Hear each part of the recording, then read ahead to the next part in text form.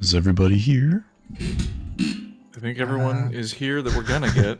Yeah, sans Josh. There's that one time Present? I died, you don't remember? What? What? Do it. You heard me. This isn't a very good cold open. We haven't said anything nearly racist, sexist, demeaning to others. Oh dear. Quick, someone put down somebody. I don't like any of that. Tyler. Well, sort of demeaning. Those don't F1 like any of drivers, those, let's just be racist against races. You're so casually dismissive of what I'm saying. NASCAR I turning don't know. left. NASCAR Yes, turning so left. I was turning left. left. All they do is turn left. How do they turn right? You know Make what? 3 Hey, left. you know Nobody what? knows. It That's takes right. a lot. It takes a lot of neck muscle, all right, to turn left. Okay, a lot of it. You think their necks start hurting because they're always like listed to the left a little bit? I would think that after a certain while, they actually like list to the left In real as life. they walk. Yeah, in I real was life. just wondering, just like, walk. you know, from like the bank of the courses, because some of them are banked. Like, do they just lean to the left after those races? You just had a natural So tilt. not just that, Yeah. the natural tilt for the rest of your life, where you just kind of like you're walking on a Natural sidewalk tilt. and you happen to slip. You have a weird way of What's that one for slipping you? off the sidewalk all the time. Right. And then your penis sort of like lists to the left, and then like. Well, you that's kinda have, like, a- natural because mine goes to the left, so I can't. Guys, that's our intro. Welcome to another episode of Odasses. go. We got it. Hey. Damn it! Walked into that one. And we're live. We are live. And we're back. So in other words, That was awesome. people in NASCAR are not straight. Oh. Oh. I don't make the rules. Probably That's not. just how it is. Yeah. No. Then they'd be drag queens. Oh, Oh. Whoa. Whoa. man. Okay. Multi-tiered real. there. There's a lot happening. I've never And understood yet, Realizations. at the same time, nothing at all. why do so many drag queens race? Why is it a race? And why is RuPaul here? Who gets there first? What came first? That would make drag racing actually way more entertaining, honestly. All strapped to the top of cars. No, it's Drag really queen just like a drag horse racing? race. Listen, some of that shit's already so impressive. If they did on top of cars, I'd probably be all into it. I'd be like, okay, all right. At some point, right? You know, a bunch of straight dudes be like, hell yeah. I get it now. I think you need the dance and then you need the race. Like you see the So, like, I dance, think you're the like, was that the songs will- halftime show? Oh no, they're the Oh, no. drivers. No, this is the Oh, show. no. This They're is like the intro- show. They introduce themselves Yeah, like it's that's how they're introduced. like, yeah, exactly. They're wearing like sponsored shit. You're just one step away from Mario Kart. Guys, we should just can't cancel this. We're done. We're done. Let's get it back. Good game. Sorry, Ross. This is the stream now. Thanks for coming to That's my cool. TED Talk. You gotta believe me. All right, let's roll for recap before I derail us any further. What do we got here? 1, 2, 3, 4, 5, 6, 7 of you. I'll roll a d8 and we'll see what happens. A 6. That lands on a Toshiro. 1 James. Toshiro. All right, the notes. If we stopped here, Ed would have a really easy recap next week. But I want to hear all about your homework for the night. Recap next time. The drag. Ed would so drag want racing. The beginning of the episode. We learned 2 lefts don't make a right. Mhm. Only 3 do, right? Only 3 of them. Only 3. Or 6. All right. Recap. Let's get on with it. End my suffering. Resumed our adventure. Sorry, The aftermath of the bedroom throne room and the bedroom of the throne room. Correct. Samville and Bud are evaluating the king, who seems to have runes carved directly into his flesh. Neither remove curse nor any other combination of magic seems to be able to remove it. But Samaville recognizes the runes as an old draconic script and notes bind and control. Pause for sip. In the throne room, Cyric seems to be satisfied with tying up his loose ends, being the paladin sitting on the throne. We exchanged some words, and he more or less leaves with. I think I have the wrong number, but I have 24 individual legs following Cyric out. I don't remember if that math adds up. But I got 6 to 12 creatures, but yeah, it's pretty close. You're right. So it'd be 6 to 24 12 four-legged legs. creatures, I think. Or There you something go. like Yeah. So you're Yeah. right. oh yeah, there you go. that. God, you remember this shit? This is for me. You guys are telling me what I did last time. We will me how come I back hurt to you. where they emerge from, but in the Dragonborn armor, Sylvia finds that there is no longer well, there is a thing in it, but it seems to be no longer animated flesh inhabiting the dragon armor, or the Dragon King body, I think. Scud arrives to read the dragon rooms in the bedroom. He additionally identifies Subjugate, Awaken, Rage, and Fury. They try to do more magic with River's bidding and a Dispel Magic, but they seem to sort of prompt the runes to dig themselves further into the king's body, specifically on the Subjugate rune. Yeah. In the back in the throne room, Sylvia hears crashing further in the castle and goes to investigate. Find that the world outside seems to have returned to normal. I don't remember if the rain had started or the rain had stopped. I couldn't figure out which is the right state of things, but either way, the world had returned to normal. Wolf pokes around the enormous dragon skull behind the throne. Doesn't find much, but works with Sylvia to ascend to the ceiling higher above the skull to see what's happening as well. Wolken identifies the mask on the paladin seems to be a distorted version of the other cultist mask, but more fashioned in the image of Cyric affixed to his face. We retrieve the crysknife that was embedded in his chest. Seems to be very thoughtfully designed. A broken heart with a lightning bolt through it makes its pommel, and the edges seem to glow red with some altered adamantine structure. And the crysk definitely makes Wolken feel depressed. Correct. The din of a growing mob begins approaching the throne room. They sound angry, and we all rush, or those of us who remained in the throne room go to greet the mob, or Samaville convinces them with the false Dragonborn king's body that we have slain the fake king. They were being misled, but don't worry about the real king. He's just chilling. The diplomacy fails. At least Samaville's words fail, but River steps up to the plate with a very dramatic entrance / proclamation and convinces the mob not to press onwards. Please don't. Please don't. Please, I think he did a lot more fabulous than I'm giving him credit for. River, interpolate here. Stanville and Wolf whisk the comatose king away through the ceiling Away, yes. with the dragon. There was some flying off into the sunset on a dragon. Yes. That goes and ends up with a sky dancer a bit later. Oh, But right. the rest of the group, with the mob, seem to be pacified, explore the vault / treasury, which seems to be the target of the 24 legs that accompanied Cyric away. Largely empty, some left over, but not much. And it seems to be one vault door that requires eye keys to get in, or eyes to perhaps continue. In a statue on the door, I believe. River back. Maybe this is the time. River back in the crowd calls on Zoom to cook for the mob to again soothe and ease some tensions, some wounds, whatever the byproducts of searching the castle and dead friends, etc. and makes soup with rotten fish bones.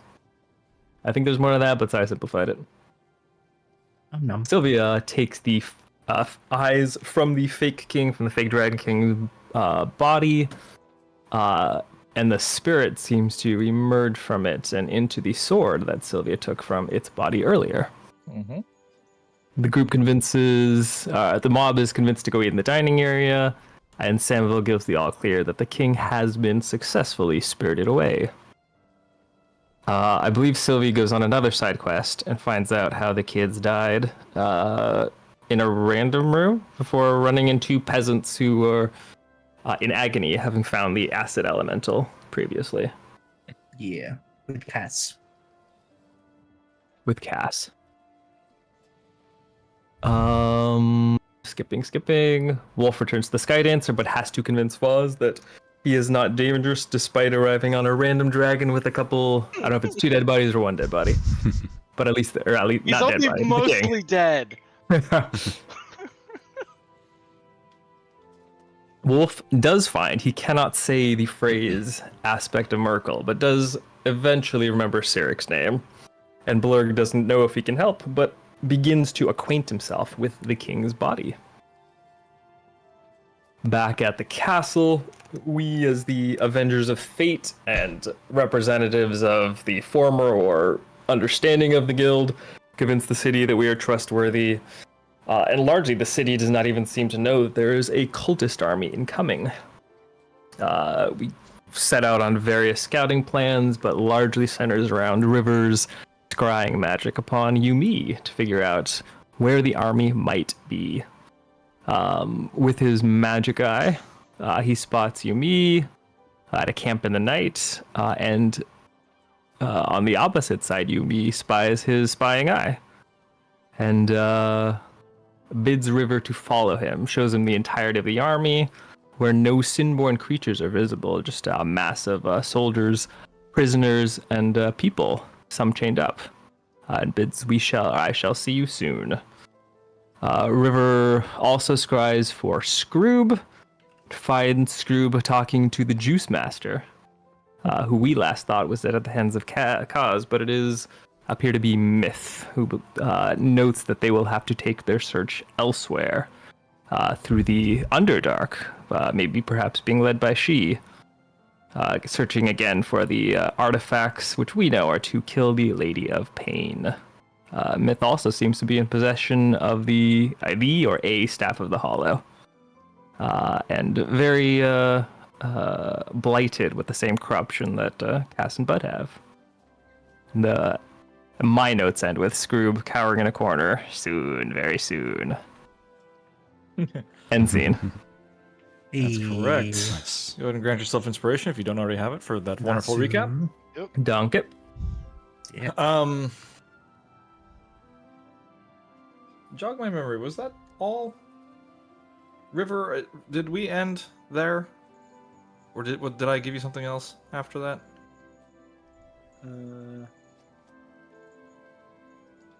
I feel like there might have been something else, but I'm also forgetting. yeah, it was all stuff that we kind of went over the chat. Yeah, there's a ton of that stuff that was in the chat. Yeah. Oh no, we're gonna get into that in a minute. Okay. So perfectly fine not to recap any of that.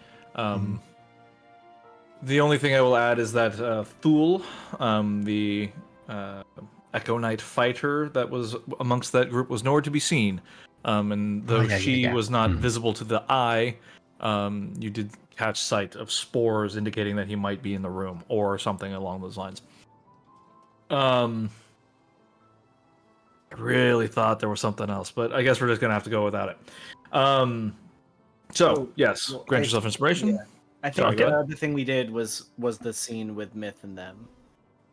Because I did. Oh, was I that the last cried thing? on- Okay. Yeah, I think that was the last That's thing. the last thing I remember. Yeah. So, of note and import, Yumi, who once wielded the Staff of the Hollow, now gave it up to this group, to Myth, and his company. A powerful artifact to be giving up, so to speak. So, you, and because I am the master of time and all things of this world, I am going to take us back in time to this moment before the Sky Dancer leaves on your proposed scouting journey. So if there's anything because of the format of what we did, I wanted to get it out of the way so at least we could get a time frame of what was possible and what you guys were capable of, which will be explained further in the countdown or the pie chart up above. That's why it's there. That is why it is there. Because I don't trust you to track it yourself. Thanks. Not a problem. The only way You were I right can not trust others to. is not to trust you. Since we're going back And in that way, isn't it not better for everyone? I've had a premonition. We should bring a bigger ship so that we can fit a bunch of giants on it. Oh. I've had a premonition. Oh, nice. I've had a premonition. Sorry, Ross. I saw you clicking around with it. Did you close it out and weren't able to see it again? I didn't see it, but now I do see it.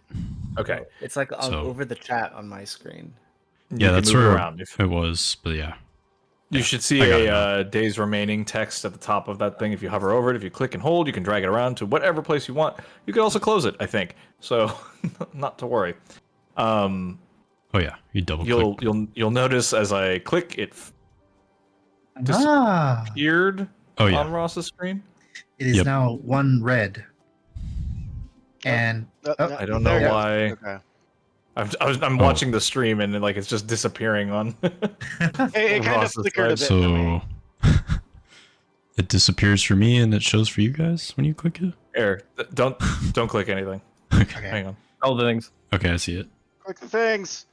Okay, you see it. Move it to where you Yeah. want it and leave it there. I think because you were dragging it around, it might have bugged out. Oh, okay. I'll just Yeah, so place it wherever you want, and then cool. yeah, that works. So if I click, it should fill and should not disappear. Perfect. So this will indicate the number of I'll days just put it that you have until the army arrives. Spoiler alert: there will be a 3 to 4 day wait time, but let's go back and at least go through some of this. So. For the rest of you and for the stream, your proclamation of a false king disseminates through the higher tiers of Quiltier's command, of the military, the populace, the community, the kind of community leaders. Naturally, you are met with a bit of suspicion and resistance, right? You coming in claiming that there is a false king, that it is now dead, and that there's an army on your doorstep. It takes some time before people start to put two and two together and sort of realize something was wrong. The actual standing army and old members of the guilds and the legionnaires that joined the Royal Guard, some recognize you, some don't. Some recognize the name, the Seekers of Fate, some the Avengers of Fate. But eventually you were given enough credibility that people start to listen to what you're talking about. And as you sort of discover stories and what has been happening in the city, do you kind of get a feel for how deep Cyric's plots have gone? Most, if not all, of the heads of varying organizations were at some point or another invited to the castle, never to return. Those who asked too many questions or spoke too loudly in positions of power generally found themselves taking long leaves of absence. Let's see here. Meanwhile, your stories of an approaching army are corroborated as an influx of refugees over the past few days are being discovered. It seems that there are complaints of the surrounding townships being overrun by cultists fell on deaf ears as the guard and militia had nowhere to place their concerns or queries. So it's a bit of a disorganized rabble in this enormous town, and news travels slow, but eventually word spreads, and people either begin preparing to evacuate or preparing for the worst. You are the bringer of ill omens. Sky Peak, much rumor has been surrounding Sky Peak. You seem to confirm their worst fears, that it has fallen to some sort of attack similar to Vryland. You bring news of an army and that the king is dead and there's a false god in place. Everything truly is well and truly fucked. Going back through my notes here. You decide that the best course of action initially is to form a scouting party and really get a feel for how much time you have and where, what your best courses of actions are. Excuse me.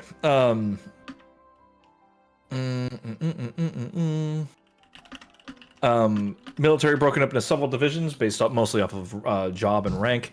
Your rank and file soldiers and warriors, various archers and rangers, and finally your mages and clerics make up the three pillars of the armies, each with their own leaders. As previously stated, the city has a garrison of some 25,000 troops, 5,000 among them being veterans, either of prior wars or from the guilds who found normal work in life after the guild was dissolved. So, for scouts, we have our very own Sylvia, Trixie, River, and Wolf boarding the Sky Dancer with the body of the king, which we didn't go over. Should probably do something. Discuss something about that. Yeah.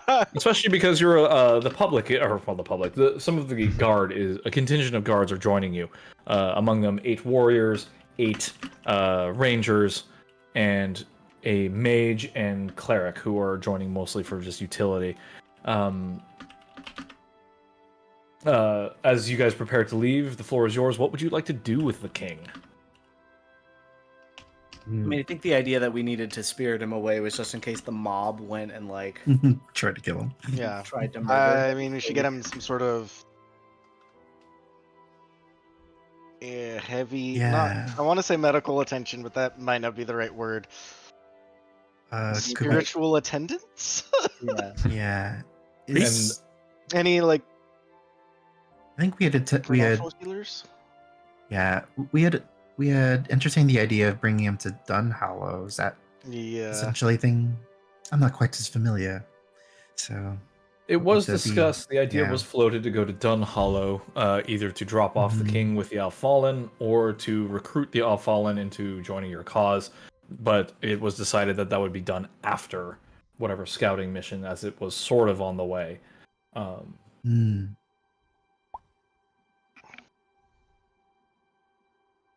the choice is yours. He's currently under the tender and watchful gaze of Blurred.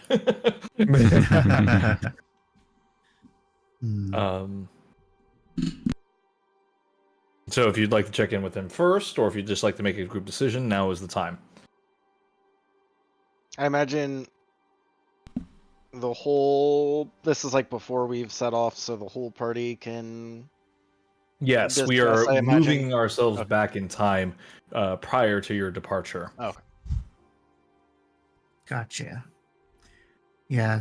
Well, the king's Do we not have safe anyone we within the can city. trust? You all look around and I mean, to well, watch him right now. I mean, I look to Carson, but How about the Church of Helm? Koss looks to Bud. Koss is like, the only people I trust are here. Bud looks at Koss. He's like, I think you'd be in fine hands with the Church of Helm. Where is the Church of Helm? Here? yep. Koss gives a shrug and he says, "Hey, we got our bishop. We were granted our bishopships here. There's a fine contingent of the Church of Helm. However, we are something. Despite our rank and our past deeds, we do have some rapport with the Church of Helm." Are they trustworthy? That's the biggest thing. But it's like I trust them implicitly. Goss is like I wouldn't trust anyone more than I could throw them. But you know, we're in a bit of dire straits. So There is one thing my husband used to say about the kitty guy. Anytime he talked about the church, you don't listen. Only good thing that came out of that church is the fact that he can heal something. Well, I wouldn't trust him as much as I could throw him either. So whatever. It's not like you haven't tried. The reason behind the Church of Helm is that if anyone attacks the church, it'll be hell to pay. He's safe from attacks. It's only the wrongdoing of the church itself that can be of harm to him. And if that's the case... Samuel kind of smiles a little bit, but he doesn't say anything. I think what our bald old friend is trying to say is that we already have an example of a church that's a wee bit corrupt. Yeah. If Samuel's willing to destroy the church over their wrongdoings, if they do something wrong, I'll trust what he says. I think you can place your trust in Helm to mete out wrath and destruction if someone were to go against their word in his holy temples. Well, what if there was just, one or two people in the church that we do trust, and we don't let the whole church know? Would that be an option?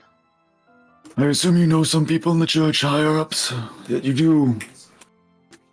I mean, I don't personally. I was hoping talking to Kaz and Bud specifically. Yeah. Looks to Bud, and Bud's like, let me put some paws on it.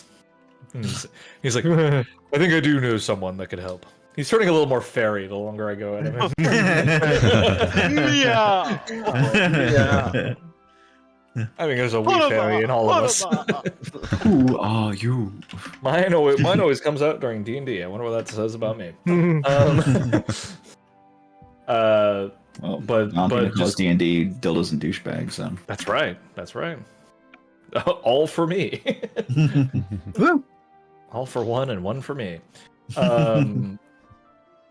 Bud confidently tells you that he knows some people in the Church of Helm and can make discreet inquiries. I believe his goal moving forward was to kind of rally the church to the cause regardless. So I think that's a fine place for him to go. Yes. If we're going to be using the ship, then probably best if we weren't carrying around precious material, so to speak. It would be safest here. Probably wise. As you go to retrieve the king, skipping a bit, brother. Unless anybody has anything else to say or any other concerns to bring up on this topic. Nay. Good talk. Very well then. Blurred comes forward with his expert opinion. He says, My, I've never touched such regal flesh before. Well, let me tell you, he is under something most foul. I ran my hands up and down his body, and then did it again. And I can tell you, I have never seen a curse quite like this before. Let me say something. He is under some deep enchantment. I tell you. But what I can say is that he's getting a little drunker the longer this goes on. What I can say, that's canon now. He's like, he's got a bit of a waver to him as a goblin. He's a very small figure, squat and bald, and he's just like, let me tell you, I have seen some dark magics, but nothing has made me hit the sauce quite like this. Let me hit the sauce. I must say. Now, God's above and below. He is under something, let me say. He is a phylactery, my friends. Ooh. Yeah, I had a drunk goblin just drop that. Well, a what? For those of us who are less magically inclined, Oh, of course, my mistake. You're all dumb as hell. A phylactery is something that keeps something that's supposed to be dead very alive. Sorry, when I drink, my accent comes out. My apologies. Well, great. Does anyone have Revivify? Does anyone have that Revivify? No. Well, that would only work if he was dead within an... Is he dead? know. I thought he was alive. I know. In your limited medical experience, you guys were still able to determine that the king is very much alive. Yeah. Serving as a phylactery vessel for who knows what. Oof, that's or awful. why. He's a phylactery and he's still alive. Harry Potter, is that you? I mean, also not a Horcrux. You shut your whore mouth. Okay. Shut my Horcrux mouth. Clearly not phylacteries. Very proprietarily different. I do not have the Revivify prepared today. We should prepare it so we can kill him and resurrect him. Oh, we're going to kill the king just for science. I don't think Well, that'd that's be science. smart. You could certainly try. It seemed like every time I tried to harm him bodily, not to say that I tried too hard, he just healed right back up, lickety split. Oh. In fact, that wound around his head that you caused him, not even there anymore. Weird. Well, that seems like a deal with that later problem. Well, Until it becomes a problem later. not Until in any Bad Gene comes back. immediate mortal danger. If we want to look on the bright side. You always look on the bright side of life.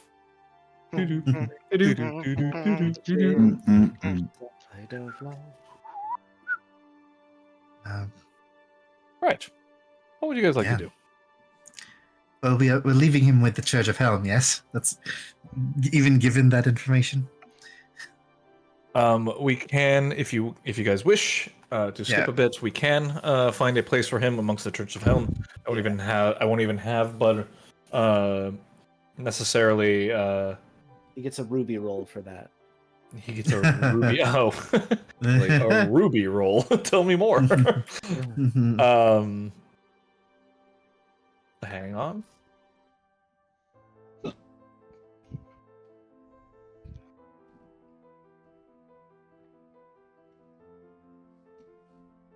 Okay. Sorry, what was I won't have him roll for that. He has enough clout and enough he doesn't go into too many details about how he's able to get the job done, but he does have enough clout and rapport with the church to make it happen. Those of you with I would say, I guess in this case it's Trixie and Sylvia, have a high enough passive perception. Go ahead and roll perception checks for me. Press buttons. Okay. I've got a 17. Would I be included? Sylvia and Trixie, what are your passives? My 24. passive perception is 22. We're close. 22, 24. Wolf, what is your passive? 17. No, I'm afraid not. Sorry. Somebody never notices me. You both see it separately as you're making your own preparations for journey. Koss is, and we'll have that little helm vignette shortly, but you see Bud and Koss exchanging words quietly to one another. Despite your perception rolls, you can't hear what's being said, but you see Bud pass him something, like an insignia of some kind.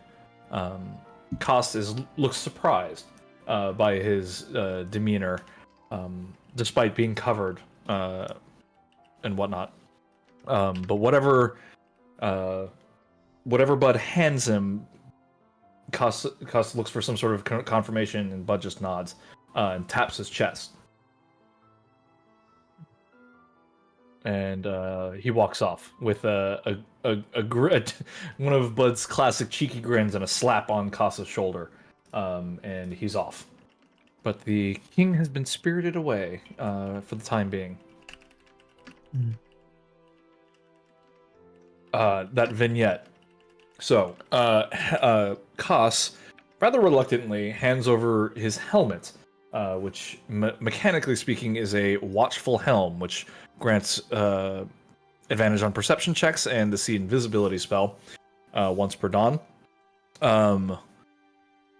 To you, Sylvia, then the light already been over it, but it's now that you can see that his corruption is rife.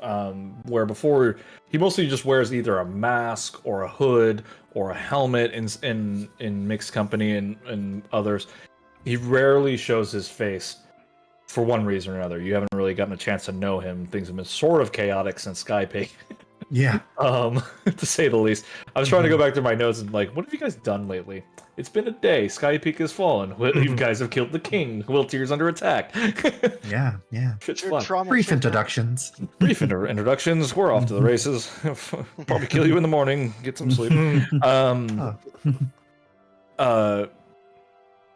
You've heard from others that he's rather stoic and quick to some sort of anger, but once his helmet is off, you can see his skin is pale and he has the sharp, almost translucent features of an Asimar, a being a descended from divinity. However, the corruption has kind of taken that divinity and twisted it somewhat. In some ways, it's enhanced in like the wrong way, right? His features are a little sharper, his hair a little darker, his skin a little paler. His eyes are a bloodshot, icy blue, and look at you with a sharpness that's a little borderline on like unsettling. You don't care for the direct eye contact he gives you as he gets close. It's almost like a sense of wrongness is now around him.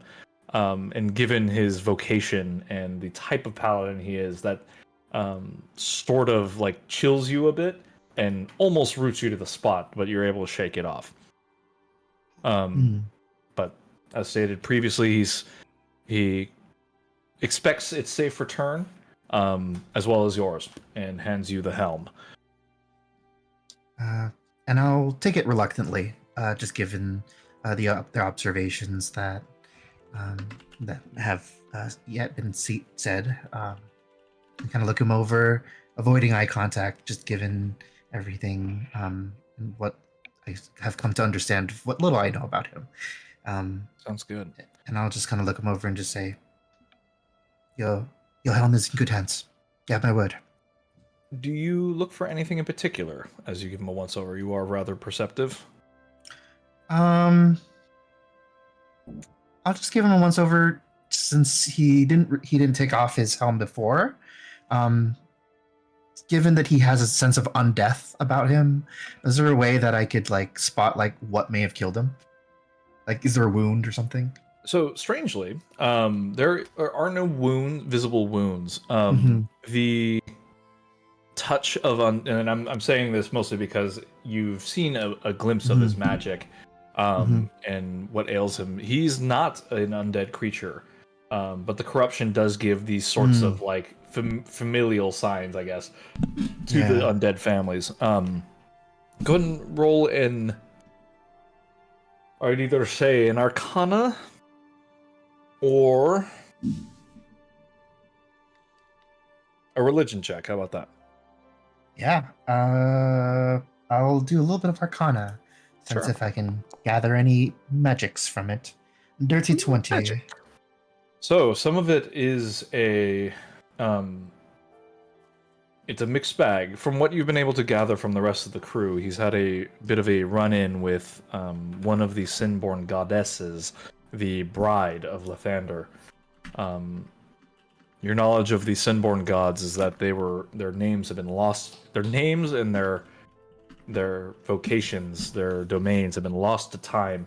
But also, you know that the team had a run-in with one Lady of Pain, who is responsible for wiping the names off of old rebellious gods in an attempt on her life. This bride that he encountered granted him some power, and mechanically the warlock level he has is for the undeath domain, but it seems the corruption, the Sinborn corruption, runs deep in him for his time spent in the Sinborn realm, as well as the one he seeks to aid, the bride.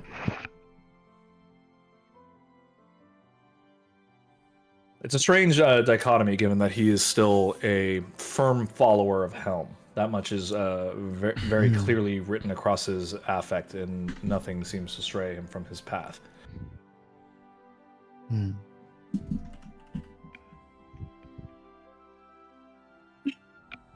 Sorry. Okay. Me too. I don't know if that noise came up. Me too. Guys, I have found an amazing cocktail, if you like coffee. This one is made with bourbon, espresso, brown sugar or black syrup, which is like the boba syrup. Ooh. It's like a brown sugar syrup, and then cocoa bitters. Quite good. Nice. Wow. Nice. I just What made a myself mix. a latte. It's a little bitter. I probably put too many bitters in it, but I don't give a shit. That's fine with me. It's also a little too sweet, but Add more bourbon. and I added more There you bourbon. go. This is a little too sweet. Added more bourbon. Added blurred and Add more blurred to your cocktail. Blurred. You don't say that. I'm blurred in. I'm gonna blur. I'm gonna blurred. I'm sure that'll never come up again. Anyway, yes, so that's Koss. Scout team, anything else before we move on to your through your things? Let's do it. All right. Preparations are made. The crew is made ready, and you are underway. The crew that your stalwart crew is starting to look like, as you guys progress through your travels, starting to look a little harried. Like they're starting to look like, when is this shit gonna end? Because they haven't had a day like a proper shore leave in a long time. And it seems as though going from danger to danger is starting to wear them a bit thin. If you recall, you guys escaped from Hinterwood when the cults attacked. You've had a hell of a time serving various places throughout the year, absent Sky Peak falling, Dun Hollow, Whiltier now. Some of them you hear mutterings of evacuation. Leaving Whiltier to its fate, but the captain quickly brings them in line, and under the ever watchful gaze of Foz, any sort of mutterings are quickly silenced and stilled. But you get the impression that morale is pretty low on the ship. A stark contrast to the soldiers that join you. Despite the darkness and falsities that have been befallen Whiltier, the 18 soldiers that board your ship are in high spirits. Sorry, let me walk that back a little bit. There's a sort of gloom to them that, like, hunched shoulders and just a shadow that sits on them that you can't quite pin down. They're not really, like, their morale isn't low, but something weighs on them that's sort of unclear. But as you guys set off and get further from the city, you can see that shadow sort of lift a little bit, almost as though proximity to Whiltier is affecting their poor mood. It's certainly not the weather. The weather has not improved at all. It continues to rain and storm, and though good for your headings, makes for poor travel and cold and a cold flight. I'll pause there. Any questions? Could we inquire about that with the soldiers, about like what may have happened there? Certainly. Also, a quick point of order just before it becomes pertinent. I assume we get a long rest before this, or? Yes, you do. You do, Okay. because you are rather knackered after the fight with the king. Yeah, it sounds like it was implied. I just wanted to make sure before I. No, that is a fair point. It's also it's one of those things where you're similar to the crew of the Sky Dancer. You're going, and the need and drive. You could, if you wanted, scout sooner.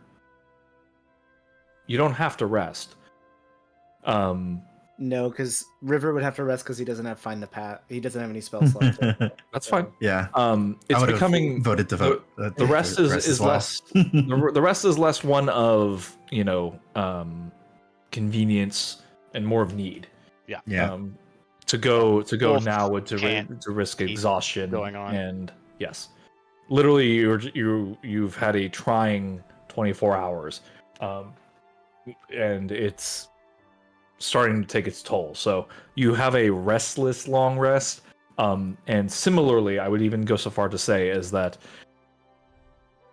time is soup, guys. I can do whatever I want. Something like a darkness hangs over Quiltir even after Cyric's expulsion. Your rest is fraught with shadow and dream, and unfortunately, it's Mist and shadow. unfortunately no. But it is a restless sleep you get, and you wake quickly. Like it feels like it takes a long time for you to fall asleep, and then you wake suddenly after the minimum allotment of time, like a basic like 5-6 hours of sleep before you just can't get any more. So you could get sort of a feeling like as you also leave Quiltir, something lifts off of you. You're just a little lighter. So that seems to be something similar to what the soldiers are experiencing. But if you'd like to ask, by all means. Yeah, just a single question. Yeah, go ahead. Oh, just to the soldiers. Any which one, probably the most, the one that seems to be kind of the most confident in their means. I just go up to them and says, "What weighs upon you and your kin?" He's like, "What? Ain't nothing that ails us. Know how we're the king's men." And he gets shoved aside. He's like, "Oh, put a sock in it." And there's this Sparky. She says, there's something in the town. I'm not sure what it is, but sleep has been restless, and the men are, they're quiet. We're not entirely sure what it is, but it was long before there was any sort of talk of armies or anything." And she's like, "And I don't think we're gonna find anything anyway. I think we're just chasing ghosts, but our old Captain Gerard tells us that we have to check anyway." Only the men. Just being men. Yeah. This is what I was thinking as well. Men is a figurative term. Oh, okay. Men, between you and me, the men let themselves get bothered by it more than we lasses anyway. Aye. They really are the pussies of the group. It's insulting to pussies, really. I like this girl. I didn't like her very much until just now. And I was like, I don't know where she's coming from. What's your name? You're part of the crew. Welcome to the sky. On that note. Who's asking? She says. Sylvia Moonwhisper. Ranger. Eleanor Bright Swallow. Oh no, Bright Swallow. I think my parents were hoping I'd have a brighter affect, but I'm afraid I'm nothing but disappointment to them. She's dressed in a mix of chainmail, plate. She's carrying what is for her is a two-handed broadsword, but it is a long sword, or a yeah, a longsword by any normal standard.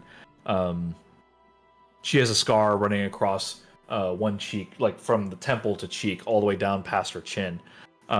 She's got this like, you know, fuck you attitude. Like if you mess with her, she'd beat your ass. Even though she doesn't clear 3 feet tall. I like her. She's bigger than she looks. Yes, it she is says, funny. "Aye, but it's not just the soldiers. It's all around. It's kind of just a gloom that lies over Wilt here. It's nice to get to the skies, stretch our legs a bit." It is. Seems it's hit everyone. Yeah, even us. As brief as our stay has been. Oh, I, for one, am nice to have a break. We'll be happy to chase your ghosts for a time and then go home. Gloomy as it is, it's still home. It's funny you say ghost, when soon most of us will be them. And here I thought we were leaving the gloom behind. She just walks off. Shoving, like, she kind of like, she shoves the guy again. Just sort of like, just out of fun. And he's like, ooh. You know, I always have a soft spot. Oh, you know, I always have a soft spot for, you know, gloomy men. Gloom, gloom, gloom. That's the thought. That's exactly in my head. Just like gloom, gloom, gloom. Loo, loo, loo, I'm full of gloom. Loo, loo, loo, I'm full of gloom. I'd never thought I'd say I really missed that goddamn loot, but damn it. He's like, the gloom is on the inside. It's the gloom inside that counts. You just gotta tuck it all down, mate, and God, never you just gotta let it out. swallow it up and then let it explode later. This doesn't seem healthy. It's almost like I got a beat on him immediately. Like, it's me. Umlau is me. Of course I know Umlau. I think we all feel like Umlau sometimes. You know? Umlau just gives me songs to the voice. Positive, I don't know what you mean, River says. Twitch.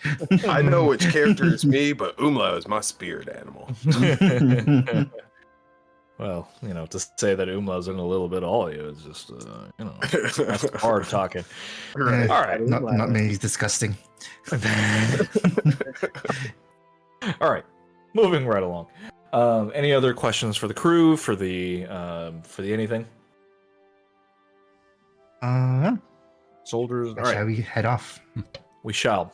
You are headed off. Can you what lift was a I gonna giant? say one more time? You asked them, can you lift the giant? Just for no reason whatsoever. Wait, can who lift a giant? Eleanor? Giant, yeah. You just Eleanor ask lift a giant. Hypothetically. She sizes you up a little bit. She's like, I reckon I could. That was purely out of character. You're like making it in character. Yeah, we lass. I feel like that's something Foz would do. Lift a giant? No, ask. You might want to take someone who can lift a giant. Hey, that's clever. I like that. Algerine is never wrong. He saw Speaking of which, did Zoom stay behind, or is he yeah, on board staying as well? behind in this. Yeah, Very Zoom's good. in As, morale. as your time passes, River, you cast Find the Path, correct? Indeed. And you're centering it on Yumi's tent, Yumi being the leader of the cultist army. You get a direct line leading you somewhere around the bend here of the Gray Peaks. And you head straight as the crow flies. As straight as you possibly can. It takes you pretty parallel to the road, though your path seems to wedge between the forests and mountains here. Let me... Oh, I didn't upload that shit. Oops, my bad. Give me 1 second. While I whip this out. Hat, no hat. Nice catch. I did that one for you with your face. Not again. Bit bap boom. I know the image is uploaded. Let me just find it real quick. Whittle tier. Good thing I actually label shit. Okay. Choose. No, not choose. Select. Save. Loading. Imagine this image, but rainier. It's a lush valley that you're going through, colloquially known as the Shaded Valley. Wolf, having kind of traversed these areas, is kind of giving you the sort of rundown. As you guys take a glance around, you can see packs of what you assume to be mundane creatures moving through this area. Quiltier, known as the safest place in Odasses, and their ability to repel most monsters is quite well known. Hinterwood, conversely, the closest city, known for rejecting all of Quiltier and the guild's help before its takeover. Quiltier was known in this valley, the Shaded Valley, as sort of just a sheltered sort of area, a little more secluded from the monster attacks, given the peaks on either side. Which isn't to say that the soldiers and guilds weren't busy in their time. Plenty of creatures occupy the Gray Peaks and the surrounding Forlorn Mountains and various forests. Some things do come down or across, but are either quickly dispatched by the guilds or the standing army is dispatched to deal with the threat quickly. Let's find some more appropriate music. I guess tense because we know it's coming. Makes sense. So where can I find rain? Type in rain. What do I get? Yeah, and then that valley Nice, I down get there, rain. that's kind of where me and the Rangers one time, we actually fought this two-headed wolf down there. That was kind of interesting. Also kind of funny considering my name. But anyway. Well, I've told you several times. Hmm? You need to find another story to tell us. You've told us that one 3 times already. Oh, have I? Yes. First I've heard it. Well, that Yeah, doesn't I matter. was telling it You to Sylvia. You were just kind of sitting in the background, acting all moody. So I was trying to give you your space, and sorry. Well, Sylvia doesn't count. Would you play down or play up a story? Out of character. Probably play down. Okay. Who's from Whiltier? Sylvia and Trixie, right? Yeah. Trixie is. I'm not sure. I'm not from here. You spent a decent amount of time here, though, right? Like, the past, like, what was it, 5-7 years or so? Is that right, Sure. Sylvia? Sure. Yeah? Sure. Yeah. We work Yes, on and. so. Both of you roll nature checks. What's up? Nature check. Do I roll one as well, or? No, because you know what's coming. Oh, okay. It's your story. Oh. So, Trixie, please, nature check. Okay. Hit a 19. Just roll the other way. Cool. Trixie, you've always played the story off as a sort of like, ugh, whatever, a two-headed wolf, whatever. Sylvia, you actually know what this creature is. It's a mutation on a manticore. What? He's like, oh yeah, it's a two-headed wolf, whatever. Like, you know, he's sort of just like playing it off as like, yeah, it's sort of dangerous out here, but like the thing would have had wings, scorpion tails, 8 legs like a spider. Its 2 heads are wolfen, but lupine, and spits some sort of poison.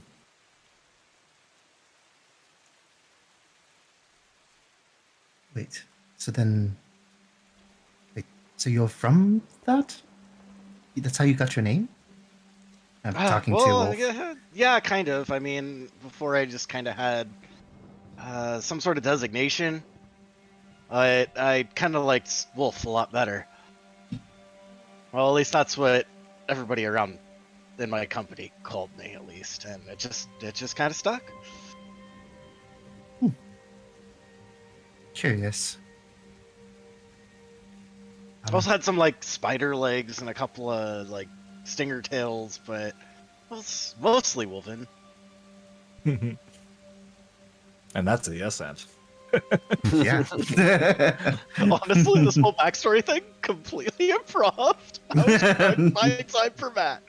This is why we went back in time, because Facebook, for all the details, speeds us along, but it also it's not the right format because not everyone's available by phone to always like jump in whenever they want. So I like going back through it to make sure everyone gets to Oh know. no, I just meant while you were uploading the assets.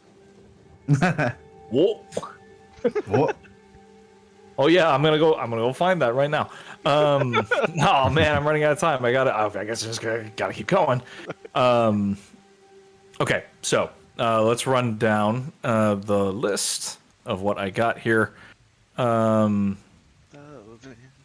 what I had you all roll perception checks, and this is what we're gonna find. River, yours was unfortunately the lowest, but you are serving a different purpose. Much of conduit. but Ancient powers. of a Celestian power. For you, it is nice and refreshing to be outside again, even despite the cold weather and the rain and the occasional thunder. The brief absence you had from your connection to Celestian, not to say that it's jarring, right? But you've never quite been cut off like that before.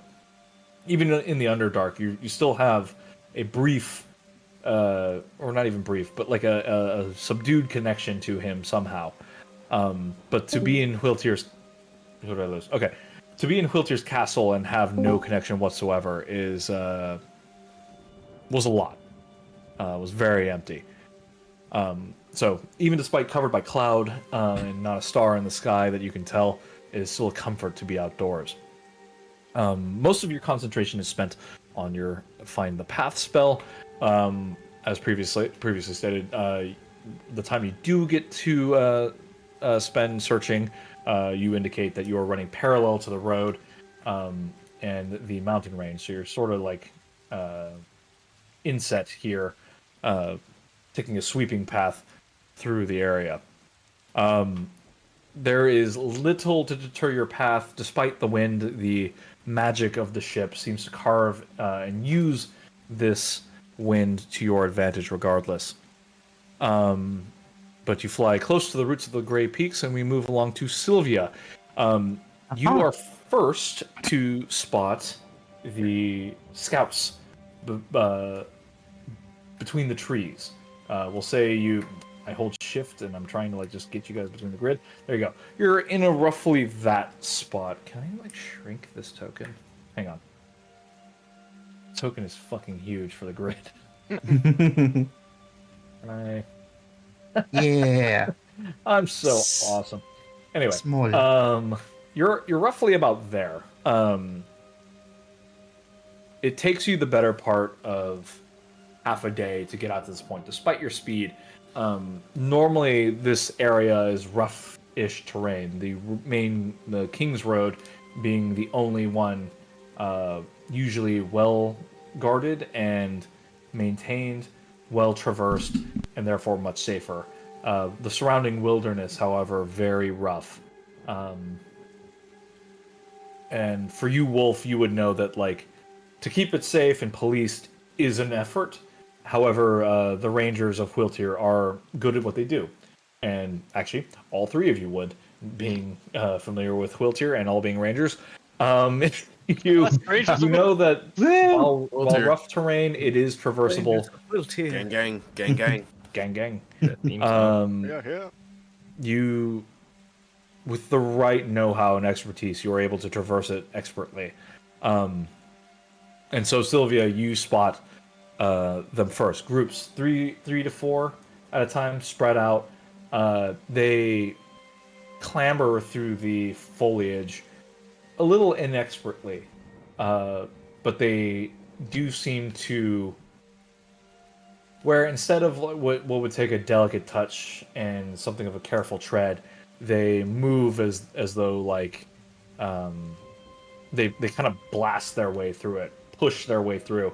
You see just very brief like spurts of magic and things that they're like clearing a path for themselves going forward. They're almost like trailblazing while down here. But they're not making their passage. They're not trying to hide their passage at all. Whether that be hubris, whether that be overconfidence, whether that be an intimidation tactic, you're not sure. But these groups of 3 to 4 are eventually able to be spotted through the tree cover in the rain. You also notice that they mark your passage. You see pale faces upturned, watching as your ship goes by. You're not exactly a stealthy thing, moving over these forests and trees. And you do also have to be low enough so that you can see any sort of detail. Of too high, you're in the clouds, or too high, you can't see any sort of like notable detail. So you see them looking up, pointing, and it's at this point that you remember the helm. Similar to when you took it, you have a brief feeling of trepidation before putting it on. And as you do so, you can feel your senses sort of expanding past their normal parameters, right?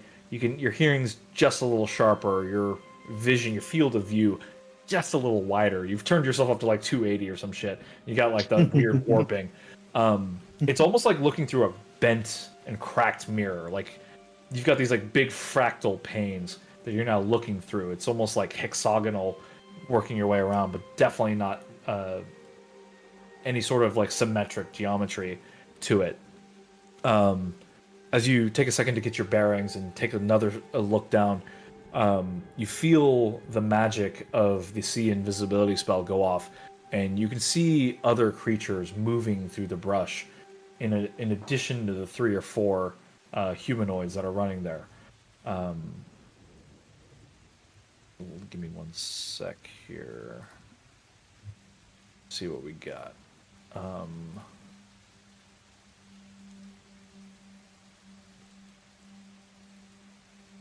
Yeah, you don't see.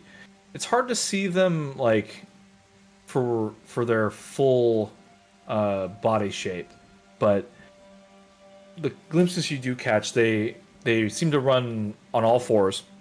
They have long jutting sword-like or spear-like claws that run over their hands.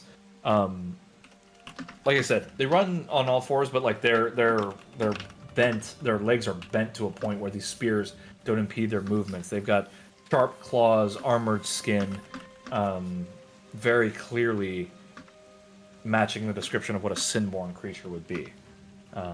They move with a sort of ferocity that a normal monster wouldn't, if that makes sense. A natural creature hunts its predator and prey. It has a very natural movement. These things move with a hunger and a drive that's unnatural to your eye.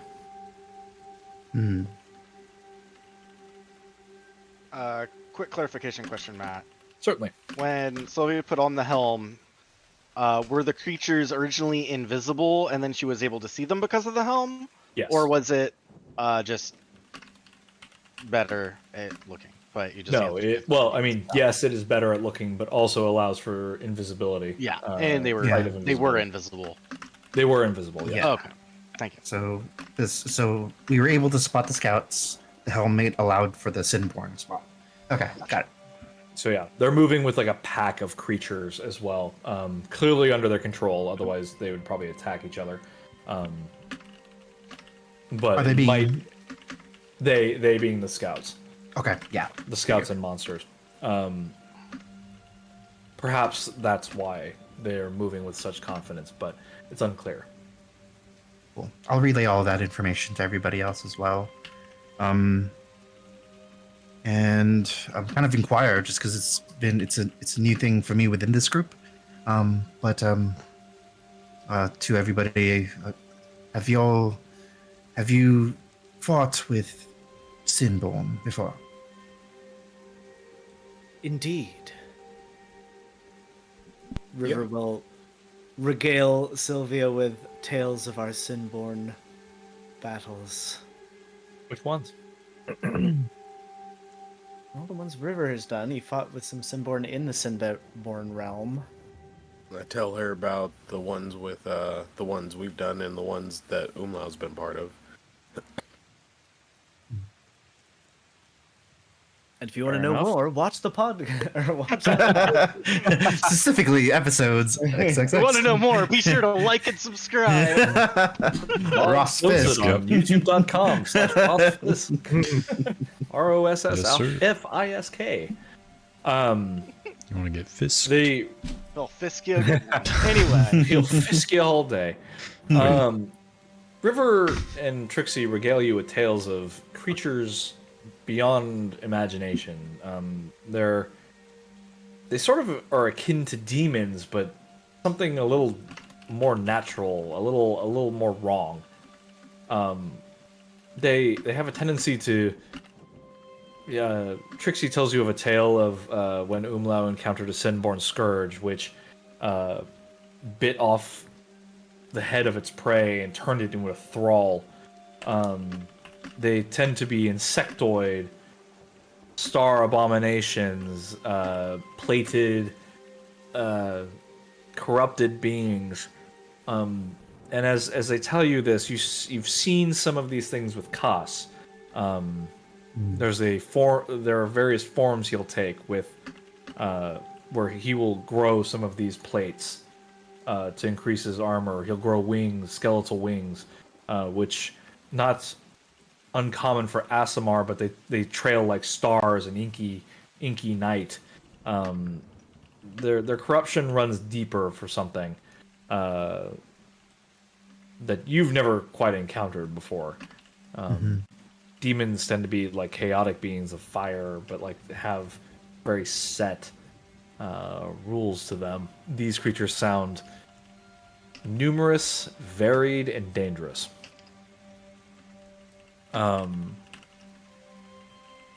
River, give me a specific example. Tell Sylvia a tale. Regale me. Going back to notes. I just see imagine River like going and just like going into his bag and just pulling out a bunch of stuff and no Not that one. Not that one. Not that one. no pick enough. I really like that one, but no, not that one. No, for this one the rhyme is all wrong. I haven't quite worked out the wording on that one yet. I don't know if that's what River actually does, but that's Daniel's headcanon. I love it. I love Nice to know everybody. About the other's characters.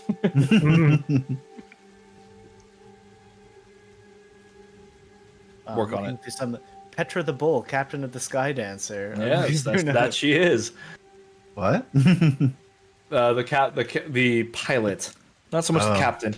So your group owns the Sky Dancer. Well, you don't, but you didn't pay for it. But I didn't. The erstwhile Seekers of Fate and had bought and repaired this ship. The Avengers of Fate have taken it over because it was a mixed crew, but they hired normal crew members to pilot while they take their excursions abroad. So Petra the Bull is the pilot of the ship. However, she interacts with the AI Flump to make it work. However, Foz was also known to be the pilot prior to that. Okay.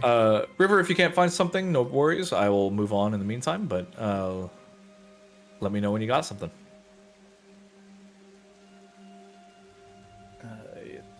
I'm just looking for like Sinborn in my. Find one where we win. Trixie? You. Is that a rarity? Oh no, that was like, what about that time when everybody died? Oh wait. Oh wait. I think I may have heard of this. Hey, I let feel me like tell the you about grapevine. Oz died.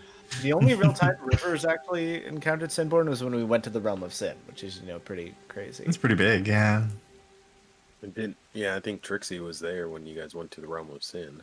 Yeah, Trixie, and the reason I called it out is because I can't recall a time you guys really encountered Sinborn creatures in a big way, except for being in the Sinborn realm. In the Sinborn realm's a pretty big deal, but Well, I'm not trying to play it down. It's cute. Hey, whatever. did you know the Sinborn gods are renamed gods of the vanished Jedi? I didn't. I did not. But now you guys you did know. find that out in recent memory. And as you guys trade stories of Sinborn, it takes several hours before you see, from the position that you saw the scouts, that you now see any sort of sign of an oncoming army. The crew, the soldiers rather, that you came with, who were momentarily lighthearted, seem crestfallen at the sight of what they see. And despite visibility and the oncoming rain, you can see thousands of people stretched out in march. They don't march in a organized line or any sort of battalion-like crew, though there is some of that. It seems pretty hodgepodge, but clusters of areas seems more organized than others, we'll say. Let's see here. Quick guesstimate as you guys start looking over and you start hearing the din of this massive group of people moving through the valley. You wager that their number is roughly about 10,000. Of the chained people or the entire group total?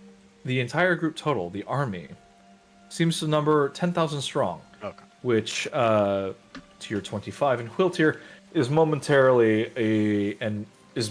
good news until you recall that the sacrifice of prisoners will likely yield more Sinborn to either double or triple their numbers. Let's assume triple. Let's assume triple. And the prisoners are not part of the 10K strong that we are They're getting? not. Okay. But behind them trudge a train, or not behind, but between them trudge a train of prisoners. Each, Trixie, you're the one spotting these details. They're chained by collars, neck to neck, down in big long lines. You briefly wonder what's keeping them going forward, but you notice that they're at the head of their file is a shambling creature, 7-8 feet tall, dragging the line forward, likewise chained, keeping these prisoners moving. Can I try to, I don't know, can I try and look harder to see if I can see any more features of this bigger creature? I will say, previously you rolled I think it was like a 27 or something, right? Yeah. 24. The creatures are massive, hulking. They almost, at first glance, you almost think they're minotaurs, but they have this sort of chitinous plating to them, and you're like, wait, no, never mind. They have spines rather than horns, but they move with a gait that reminds you of the undead. Okay, so they don't look like Sinborn? Okay. No, they don't. Okay. But from this height, it's hard to tell what they are. Whatever they are, they seem to be following some sort of order and dragging their line of prisoners forward. I relay that information to everyone. Mm, Or to whoever's with me. I'm listening. It's quite gruesome down there. I will say that. It is not really a good sign knowing that they can double or triple their numbers given the information we've gotten so far. You would also know, Sylvia, the missing gap in your knowledge is that, or maybe I think we did mention it last time, but to summon a Sinborn creature or a portal that can allow Sinborn through requires sacrifice. Typically one of a humanoid or otherwise. Flesh sacrifices are generally flesh or blood or bodily harm are required before being able to summon Sinborn. Thus explaining the purpose of these prisoners, right? I reckon you guys are somewhere around here in the bend. You also spot these bulbous creatures. They're floating. They're like little brown dots hovering above the armies. And as you take a low pass over, you hear cries of exclamation as people notice you, and these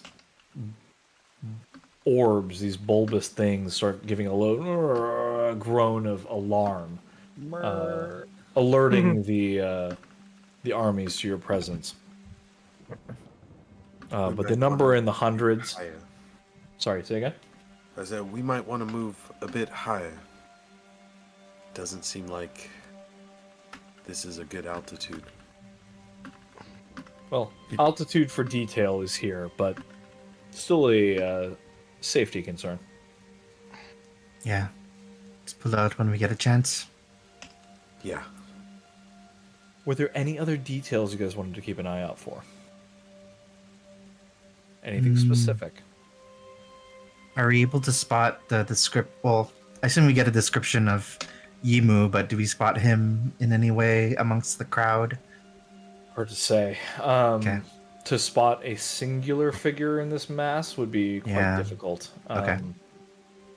Your eye trains toward creatures on horseback or on some sort of mount, and you do see various creatures around, but you don't spot Yumi. Yumi. Sorry. No, it's fine. In any sort of prime position.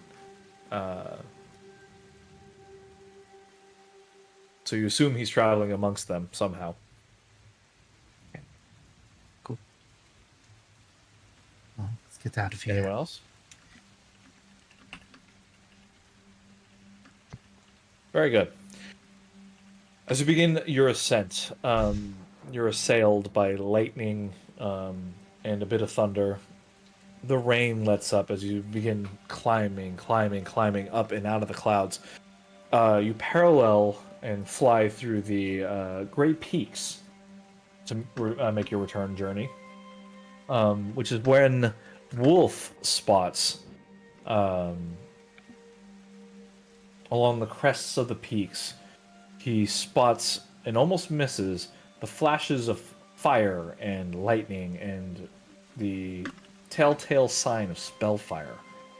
As you guys come in closer, you can see a frost giant village being assailed, and some 200 or so frost giants being driven from their homes down the peaks. We'll say it's about I was gonna say like here somewhere. It's on the Hinterwood side, but you can see a contingent of cultists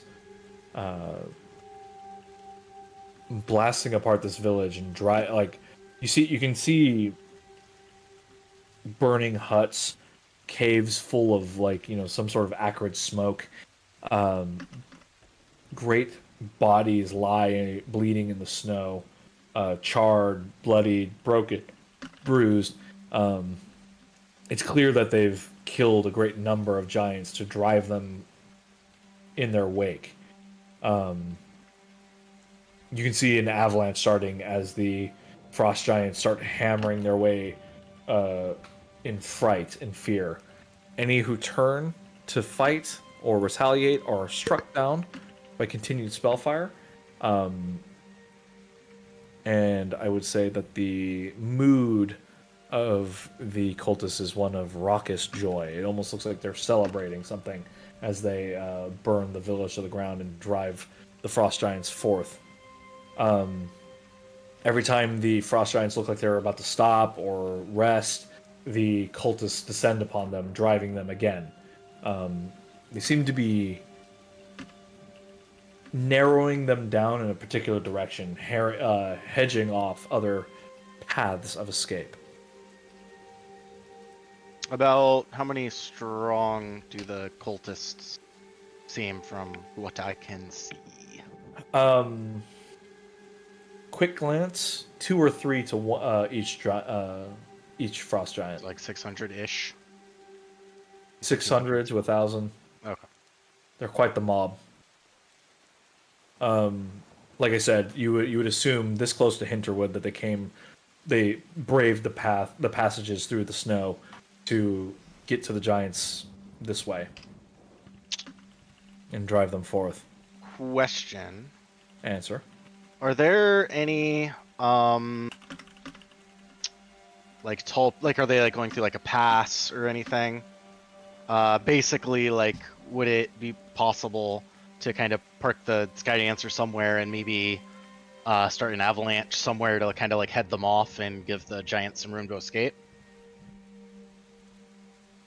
I would say in this case, no, because the frost giants are already causing enough movement and snow shift that they're like their pounding feet can be heard even from your position in the Skydancer, where they are moving all the snow down the mountain. The avalanches are already starting. Okay. So yeah. You roll a nature check for me on that subject. Would survival be admissible? I would allow you to roll a survival with disadvantage or normal nature check.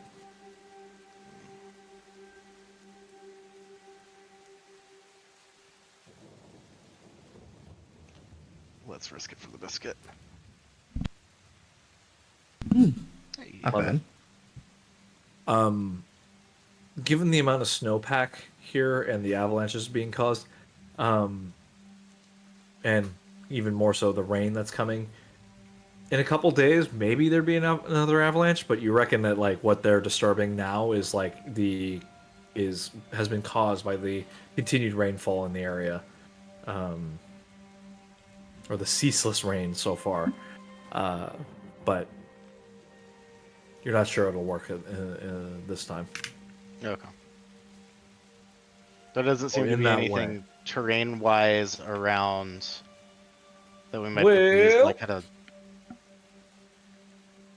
That would depend on the resources you have, but you don't have you reckon you couldn't bring down a part of the peak without a proper amount of ordnance. And as previously queried. Sorry guys, we crashed the ship, but it was for a good cause.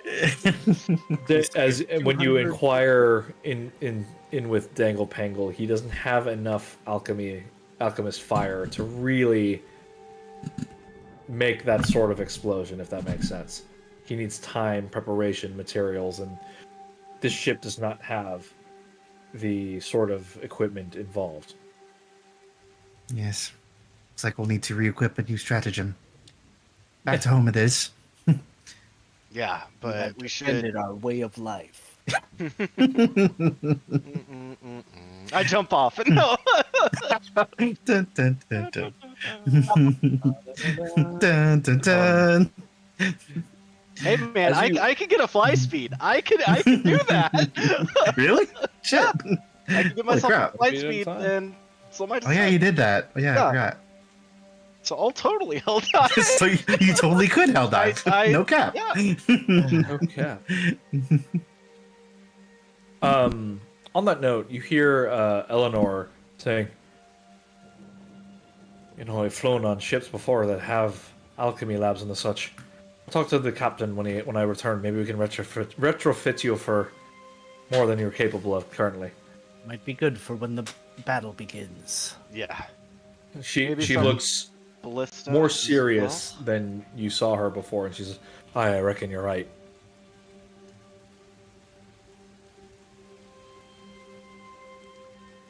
All right. Anything else from the scouting team? Nay. It's good Hang info on to so that far. alchemy fire idea, though. If there's something there, you just don't have enough. Yeah. As stated, you don't have kegs of the stuff. You just have vials Oh yes. or flasks of it. Whatever it costs, let's do it. I would also Dangle Pangle also notes as he was reading your messages prior on on the way home today. He's just scrolling. Alchemy fire when exposed to air ignites. So just keep that in mind as whatever things stratagems you come up with. When exposed to air, alchemy fire immediately ignites. So it does stick to things, but creatures can take an action and roll a save to remove it. So Got it. It does burn. So Yeah, we don't even need fire arrows. Just explode it. Or just open it. So cool. You guys are gone for the better part of a day and a half. Got it. You, from your scouting, you reckon that the armies will arrive in 3 to 4 days. It's unclear. Travel seems slow, given the number of prisoners they have and their unwillingness to move. But the move they do. River, you said you were going to have Cloud message back to Quiltier on your findings. Is that correct? Mm-hmm. To whom does he send his message? And what does he say? Probably send it to either Cass or probably like Cass, Scud, one of those. Someone in our party, basically. Okay. Like, giving the numbers of the enemy, how many days we think they're out, and updating them on the giants. I'm definitely going to try to do that skywriting thing in Giant to try and hopefully tell them to make their way to Whiltier.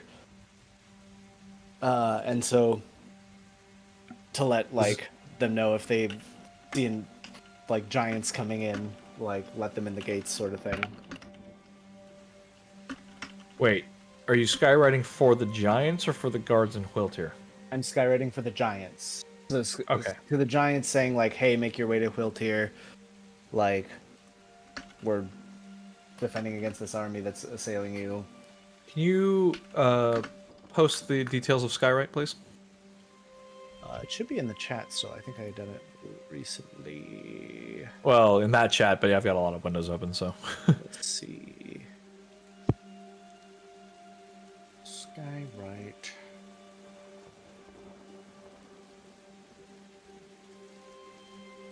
Display. I'm scrolling, I'm looking for the Cause up Skywrite. to 10 words to form in the sky. Well, pick your 10 words. Pick them wisely. Does anybody know Giant, or I suppose... Did we figure that out? I don't. Wait. Eleanor speaks Giant. Yeah. Does Eleanor speak that? She speaks Halfling, for sure. The halfling speaks giant. Let me see. You learn language for the job you want, not the one you have. Just a sec. I'm looking up Foz's spells because he might have comprehend languages. Well, tongues? Yeah. Would that help? That's what I meant. To help you filter down your search, you would at least need to be able to write the language so that River could at least display these images or these symbols in the sky. He does know comprehend languages. You Okay. understand the literal meaning of any spoken language you hear. It's a self thing, so Foz would have to do the talking, which may not go so well. Yeah, I don't think it allows you to understand spoken language written as well, or Oh, he knows tongues. Tongues. right. So these spells, however, do they give you the ability to write in these languages is the key thing here. Oh, okay. Sorry. So I'm making a kind of a concession where like River can create these symbols in the sky if he can, someone can write them out. So comprehend languages. You also understand any written language that you see, but you must be touching the surface on which the words are written.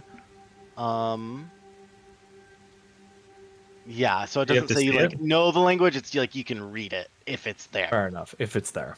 Yeah, and you can but touch it. if we wanted to try to talk to the giants, he could give somebody tongues. Is what I was trying to say. I didn't. Fair enough. I didn't realize you were asking this in the context of Skywrite. Sorry. Yes. In the context of the giants, they are in a full-blown retreat down the slopes of the mountain. To stop and be among them, I'm not sure. Unless you guys had some really good. Yeah, I mean, if they're like really currently good, under fire, maybe not the best.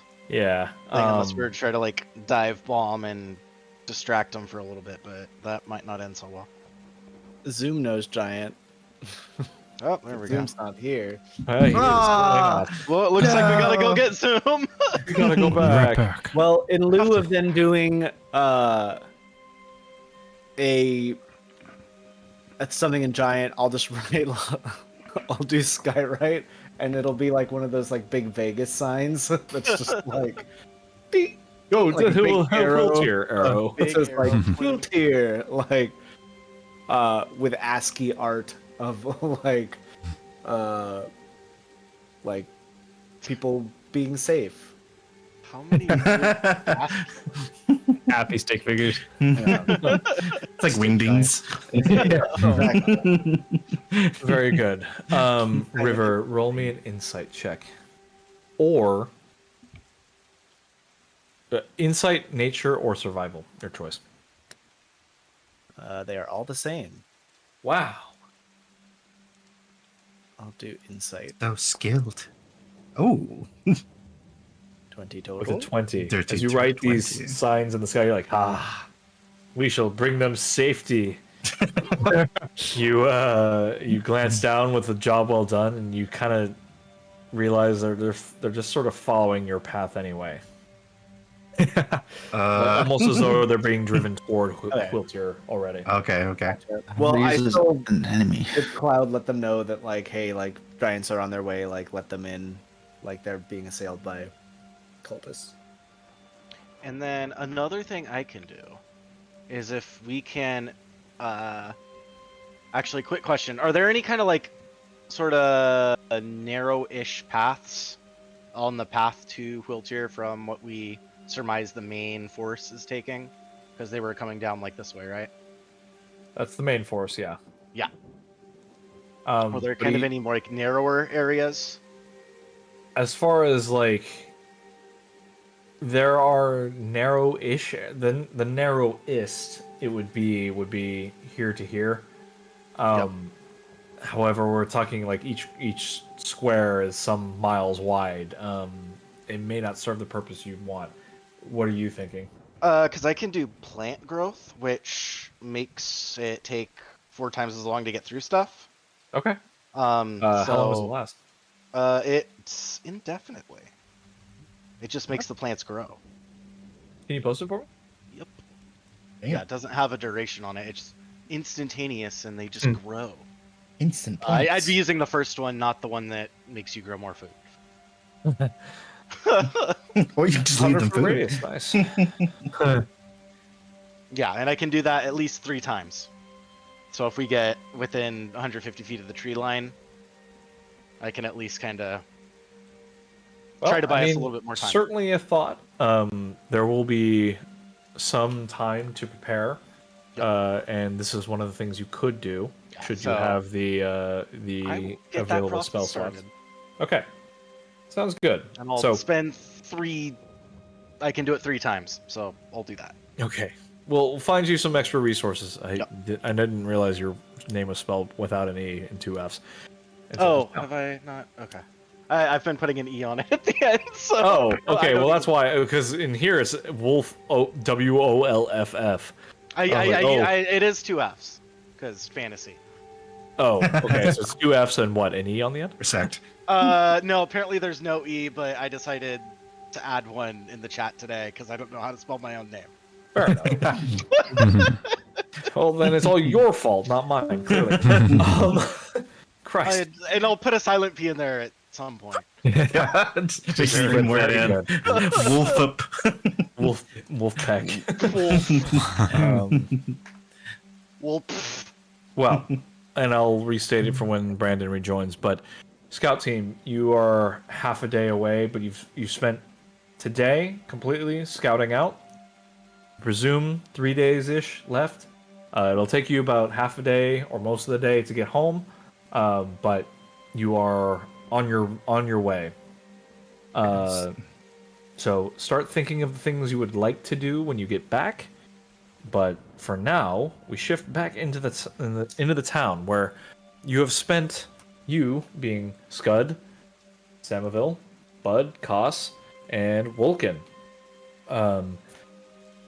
You spend an agonizing day after a very restless sleep, waiting for word.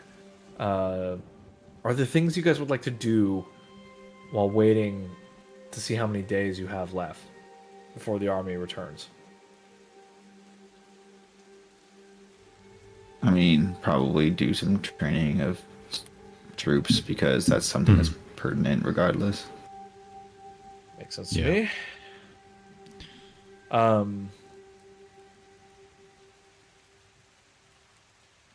Oh, sorry. I also forgot. This is for the prior team, but anyway. So yeah, training of troops. An interesting thing. So there's two sort of entities in the city of Whiltir: the standing army of the Royal Guard, and the sort of like town guard, who polices the day to day. The Royal Guard tends to gravitate closer to the castle, but takes on more of the patrol, force in numbers sort of activities. They march in like groups of 4 to 8 at a time. The town guard, conversely, will, also the Royal Guard will man the walls and the general stations of like a military presence in the town.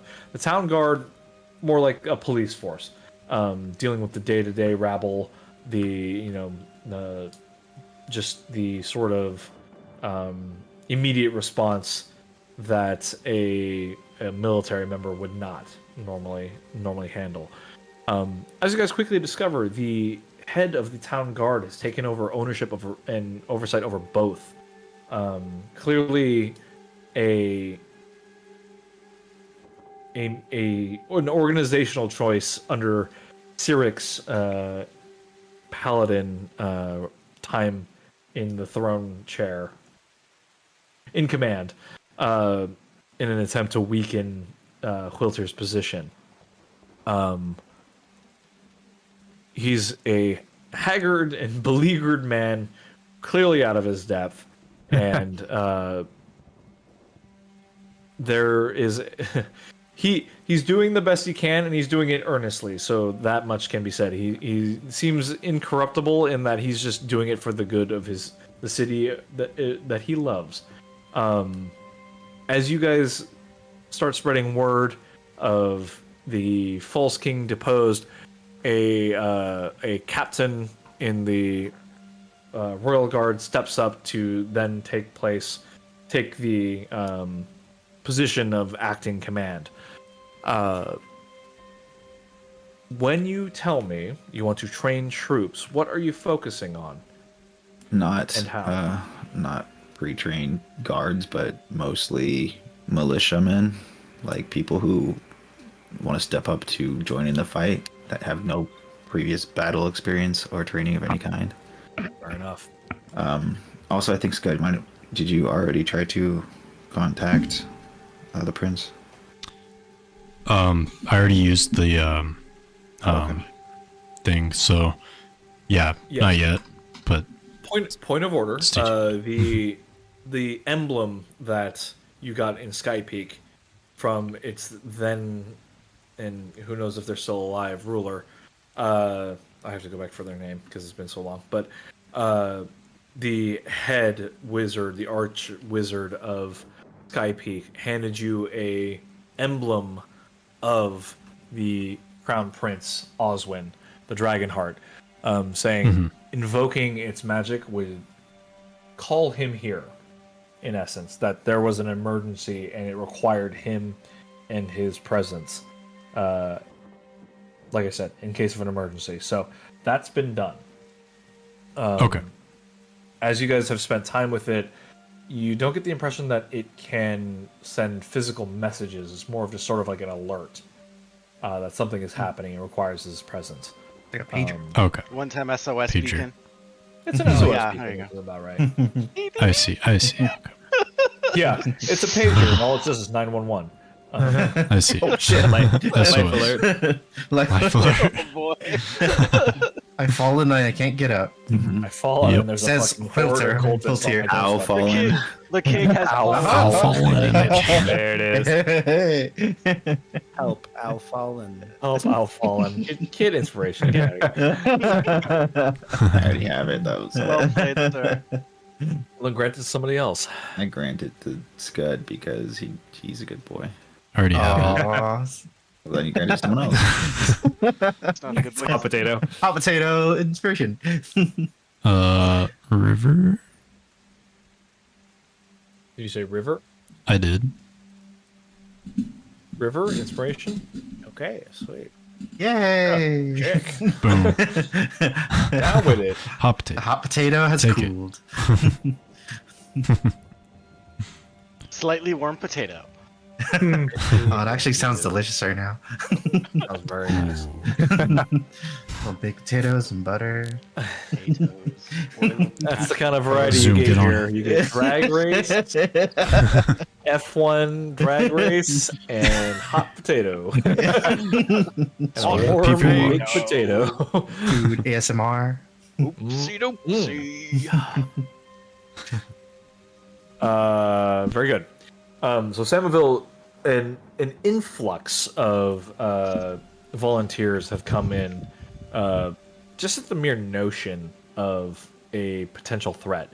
You reckon it could be higher because news hasn't quite filtered out that or confirmed that there is any sort of army coming, but recruitment seems higher ever since you spread the news that there was a fake king. And given the news of Sky Peak, it seems people are more willing and happy to defend their homes.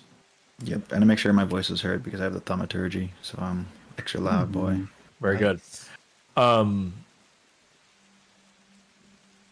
So we have a declaration for that. Bud is helming an effort to rally the Church of Helm. Helming Helm. Scud and Vulcan, what are you doing in this one day before you receive any sort of news?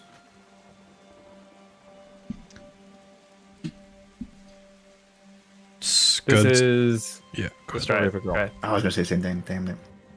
Too slow. Me too. Go ahead. Gotta be quick. 4 whiskeys deep. You gotta keep up.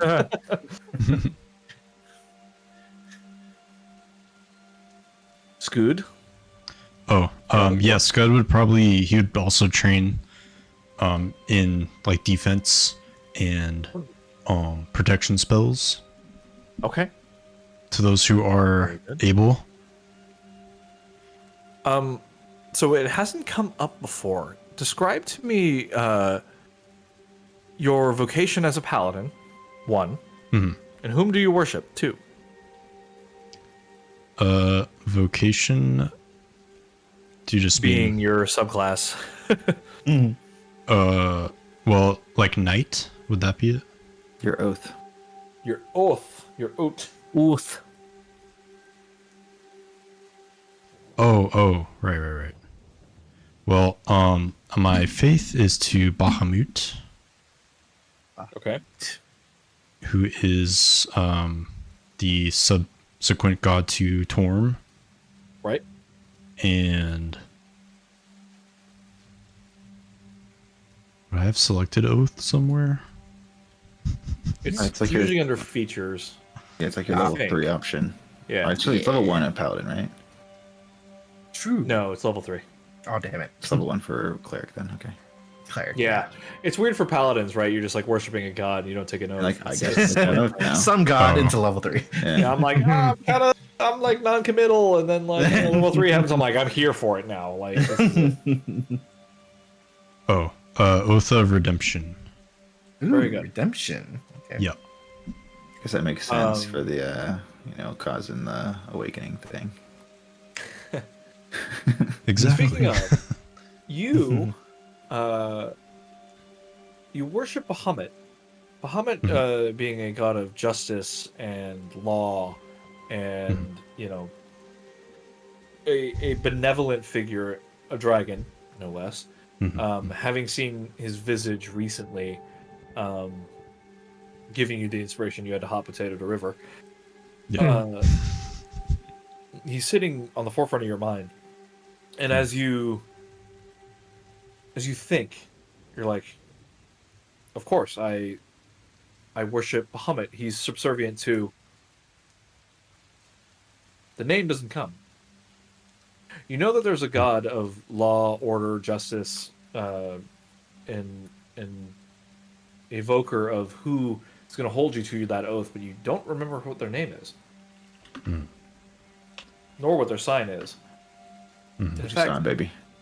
what's your shot, It's just, baby? Law and order, dun dun.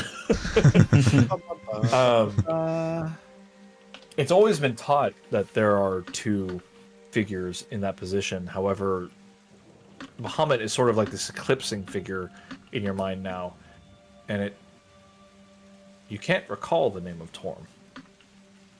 Is it me? What? Oh. Why? I see. Why? Somebody erase his name from the dictionary.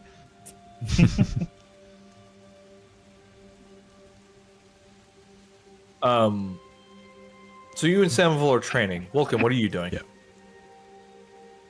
This is the chat, Or the basically, girl. right? What? Our Facebook chat. So This here's, overlaps the, with here's the that. thing, right? When you initially came to Wiltir, you like currently play as though you have no knowledge of the scouts and what they found, right? The cultist armies could be here today, tomorrow, that sort of thing. So you're taking care of the immediate things for a day until you get any sort of confirmation of how much time you have. So up to you if that's the thing you want to do that you posted in the Facebook chat, or if you want to prioritize something This else is first. the immediate term. Yeah. Yeah, I mean, it seems. I don't know if I have any extra other than backup the training of the militia, unless I feel a call somewhere else. I mean, You only could make siege within the town. weapons. In a day? You'll craft a. I don't know how long it takes to make a siege weapon. You just punch some wood and. Yeah. I mean, in that case, I guess we can evaluate the defensive potential of the city. Very good. You know how the saying goes: siege weapons weren't built in a day. The Brother Siege. Siege wasn't built on a day. Siege wasn't built in a day. Go ahead and assess the defenses of Wiltir. Roll Them either a castles. survival check, For the a castle. history check, or let me pull up the skill list. An intimidation check. I'm just kidding. Persuasion. I would say investigation, though you don't get to use your shit of minute seeing. Whoa, that's a new feature. Unless you're using it for a very specific reason, I will not allow that. This one brick. Investigation, survival, or history. Your choice. This one brick is Survival. Sitting on this Oh, no! Great start. Oh no. No, I'll give you my inspiration, James. Yeah. Probably a good time for it. Okay. Okay. Oh, well, much better. Holy crap. That was Wow, a that's little night bit and of a day. closer journey, though. Holy. That one is Tell me some we're Yu-Gi-Oh! speedrunning Abridged shit. Trebuchet. Oh, I lost everybody. Am I back? Hello. Yeah, you're back. You Okay. You did Yeah, not I leave. see that. That Yeah. one, that one I is like straight up almost Mokuba. got the clip. Almost. It was that Didn't one is quite. Mokuba. Like all the doors have been sealed. The doors The doors have never been more sealed than before. Speaking of that, might be a good idea to seal the. Anyway. Initially, your cursory glance is sort of just like you're just sort of like they have like emplaced crossbows, like large. They're not quite ballista, but they're like manned, loadable crossbows on the walls. Racks of spears and arrows. This place has a maintained army. It is ready to defend from a siege. It's the longer like they have trebuchets behind the walls in high places, with ammo ready to go. The longer you look, though, you spend the day just sort of kind of getting familiar with what they have, and at first glance, you're like, I mean, we're set. What do we need to do? But you start noticing a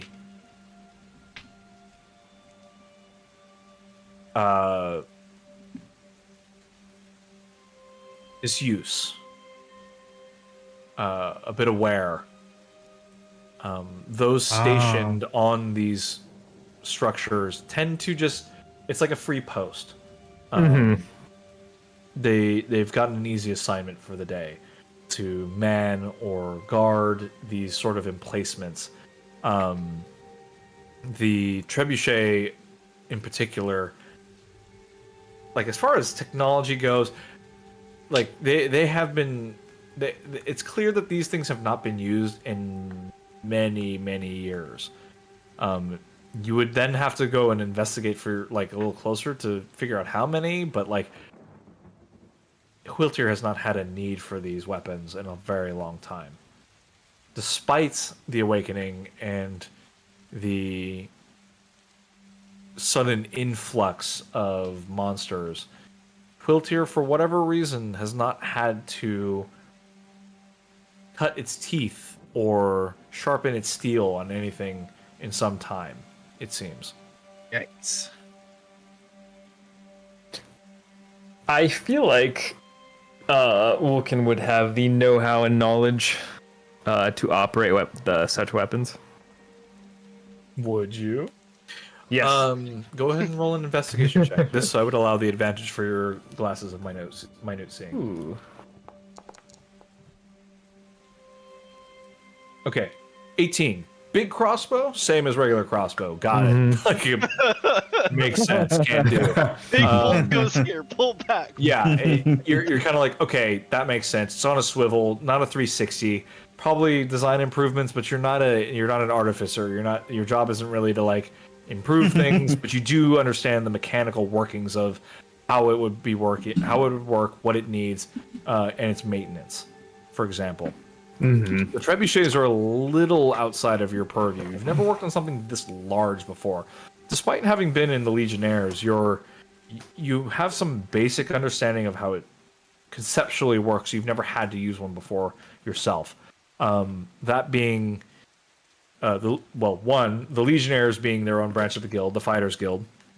But two, monsters and awakened beasts don't siege cities. They don't perform war on a ground war in Asia and all that shit. That doesn't happen, right? They're beasts, they run, they feast, they run on their base instincts. You're trained on defense, attack. Yours is almost like a vocation, like an extension of a ranger. But with an 18, I would say that you have some basic understandings of the operations of a trebuchet and other siege weapons. So with that in mind, I think either refreshers and or drills for the staff of such machinery are in order. Now, the point of order, all three of you, I would like to roll a charisma check of your choice: persuasion, deception, intimidation, because you're meeting some blowback. Your insistence on preparing an army for a siege that you don't even know is going to happen.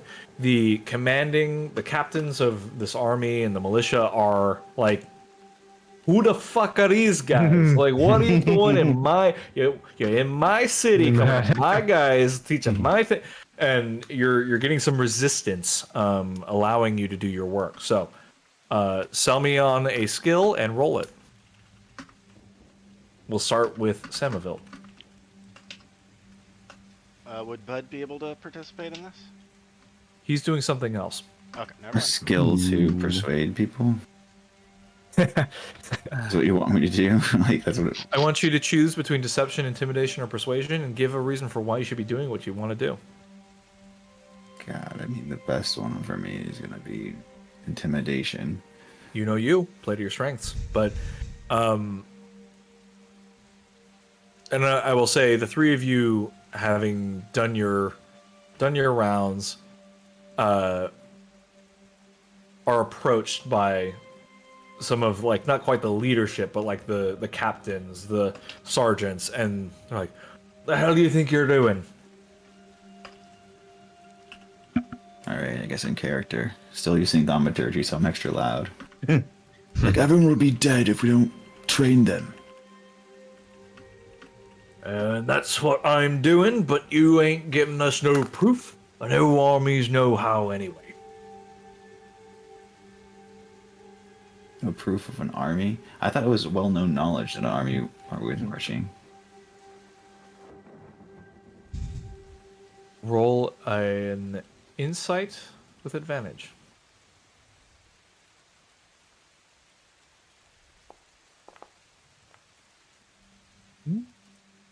With a 15, well-known, well-spread rumor, with no confirmation, unfortunately. Well, where did we hear it from? I thought it was a well-known thing. Oh, I brought it up at Dunhallow. Oh, you knew this? Okay. And where did you? hear it from? Sylvia had heard rumblings of something Yes. and was seeking help. The thing here is, some people, in your days as a veteran, it's something you're sort of familiar with. Some people will some people will act. There's the fight, flight, but there's always something in the middle, right? Not everyone runs. Not everyone fights. Some people willfully ignore what's in front of them. And that's not any different with people in the army. Until they see with their own eyes, until the cults are on their doorstep, they still might be dissenters throughout the ranks, and may not quite believe that danger will usurp their way of life.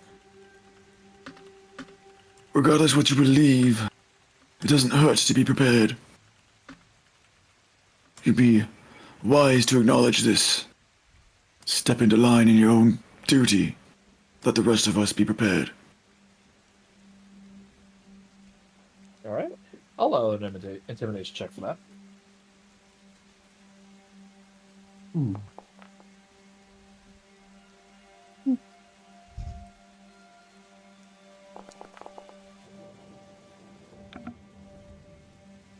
Skydancer is barely intimidated, being built of flesh. The figure steps in front of your face. Or you'll do what? Who is this guy? He's just a guy. Just some schmuck. Just some Like, guy. you look at him. He's a sergeant. He might command a maximum of 20 people at a time. All right, now I headbutt him. Roll an attack. Yeah. I'm not gonna. You headbutted John down Sargent? to by some schmuck. You realize later your error. You've headbutted Jeff Bezos, who knows many people and has lots of money. Oh This shit! was a crit. There you go. That's a crit. Ooh, you just crit Jeff Bezos. Did I roll on the table? You For just you? broke Jeff Bezos' nose.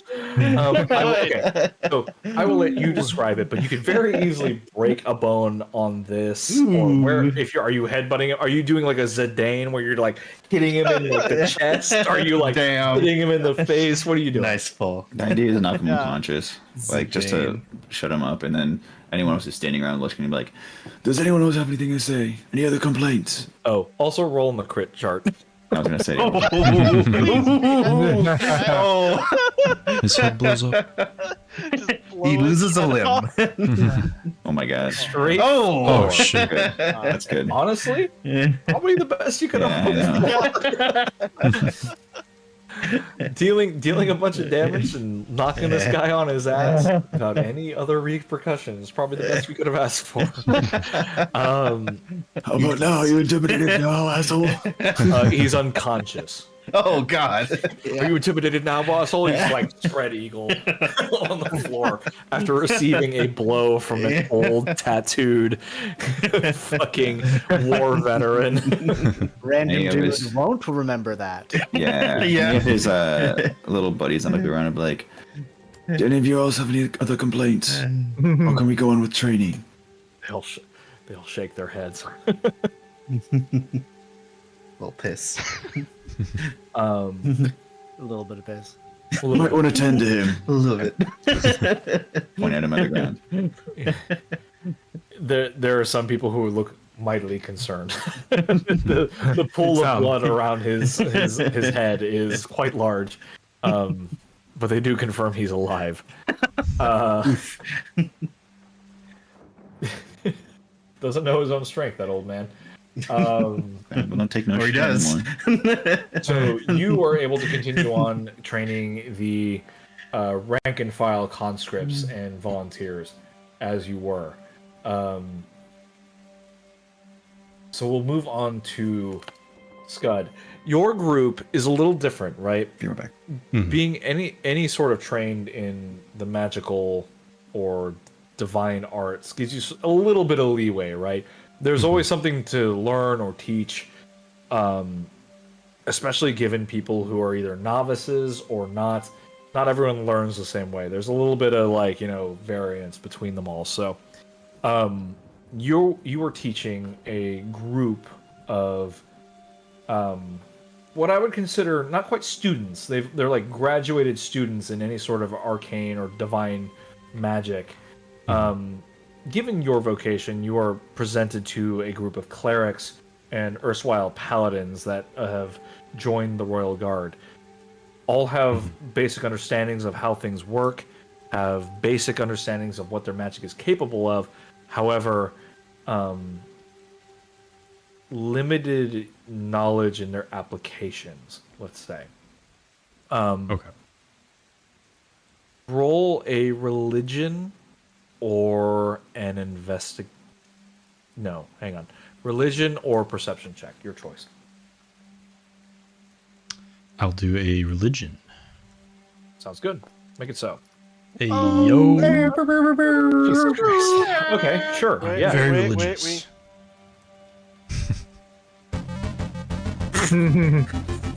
Yes. I don't think I have Bjorn's roar here. Nope, it's locked into the other one.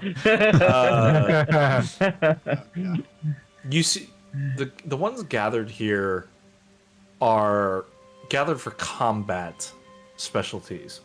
There are other schools that will teach healing, restoration, but for an army, you see a lot of practitioners of Helm, a lot of Bahamut like yourself, and some of Lathander. These tend to stray into Helm, very clearly the god of guard, watchfulness, kind of like a duty. Lathander doing good, meting out destruction to the undead, doing righteous acts, and then like yourself, to worship Bahamut is meting out justice, law, balance, that sort of thing. You're kind of like the middle ground between these two. Of one is a diehard like get your shit done, no matter what it takes, helm, versus Lathander, who has a very like do good aspect of religion. So what you're training is mostly clerics and paladins who are maybe a little out of their depth. I would say less so for Helm's people. If anything, they could probably use a little bit of tempering. They're borderline extreme. And Lathander's folk are, especially given what you know recently, and with Cyric's infiltration, you're surprised to see that most of the tenets from these paladins and clerics are still upheld, as though Lathander was not gone. And it draws you in a little bit, and you start to notice that the clerics and paladins of Lathander are still able to draw on their divine magic and their faith. Although it's not as strong as you might have expected, but it's still coming through. And it exhibits no signs of that blue flame and undeath that Cyric's zealots were exhibiting. So, I know I threw a lot at you right there. Give me sell me on a skill, but how would you like to approach this particular group, and what would you like to teach them? So I will do persuasion. Okay. And I guess I'd want to find like a sense of balance between their like viewpoints and attitudes. Okay. So I'd be like, very good. Center me on your approach. So you want to find balance between all these edicts. Yeah. What are you going to focus on? First, do these guys know like about our reputation? And I guess they don't know about the army yet, but yeah. Interesting. You heard of us? we will get to that. Roll me your persuasion check. Actually, no, hang on. Yeah. Hold your persuasion check, but yeah. Let's roleplay this one out. Okay. How do you ask? You've got a group of people before you, generally heavily armored. All of them have their effects, but none of them look seasoned in any way. Your ages range from young to old, but they all appear to have come directly from the church, hearing some sort of call and volunteering into this army. But they look at you, some with respect, some with curiosity, some with a little bit of like, why are we here? But the floor is yours. What do you ask?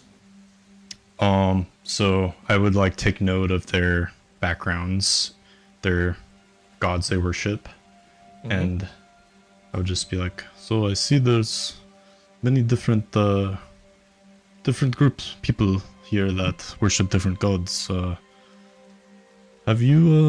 any of you heard of what has been going on in the recent, I guess, months in Odasses, the wake that has fallen different cities? You hear a worshipper of Helm say, "Hey, we've heard them. It's gone too long since we've done anything about it. I'm happy to stand amongst the armies and do whatever is necessary to see it through." Oh, I'm glad to hear it. That's the right attitude to have. More of you should be like this guy. Well, what if I told you that our group here was... Well, let me put it this way. We've made it through many of these occurrences. But we are still standing, you see. a worshiper of Bahamut chimes in. She says, "How are we to believe that you've... So, where? Give me an example."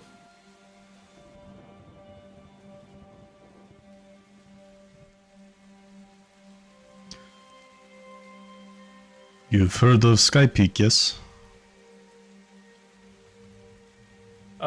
She goes somewhat pale. We lost contact with them days ago. My brother was there. I'm sorry to hear that. Well, we did our best, but...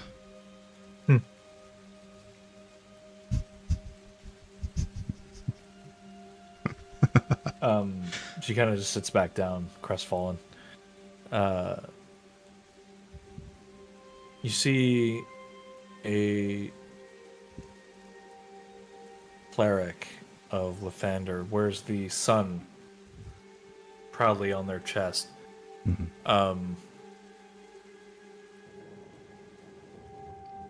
She says, "I think I'd recognize you. Were you there when Hinterwood fell?" Ah, yes, Hinterwood. You've heard of that one as well. You match some descriptions I've heard. Are the rumors true that Lathander didn't protect that place? So strong in their worship of him. Well, I could tell you the truth, or you could follow your beliefs.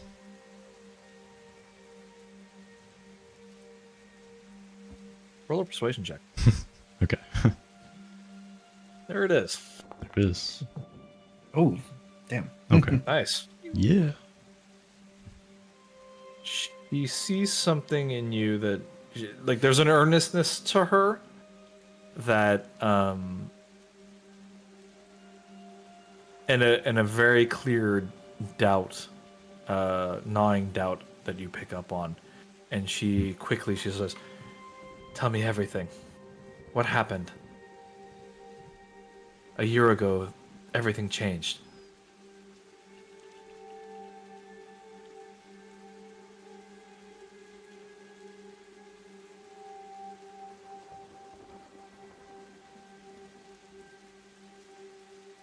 One second.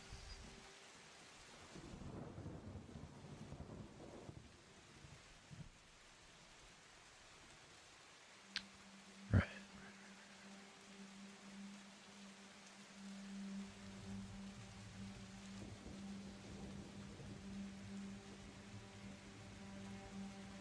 Ah, right.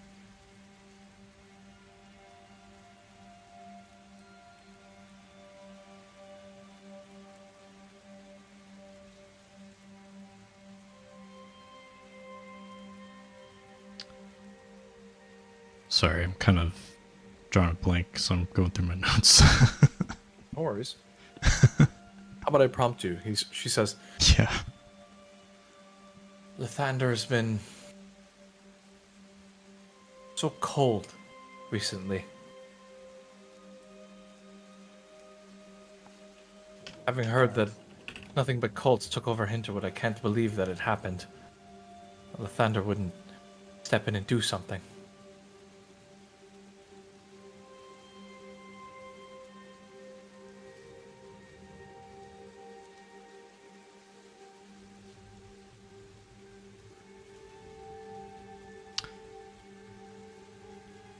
Ah, I see.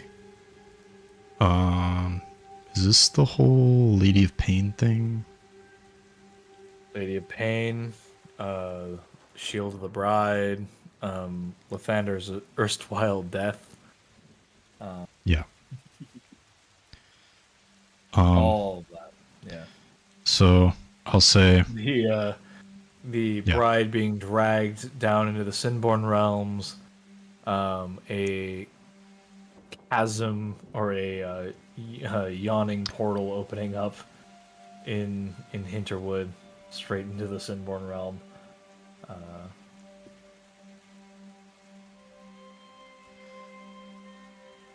So I see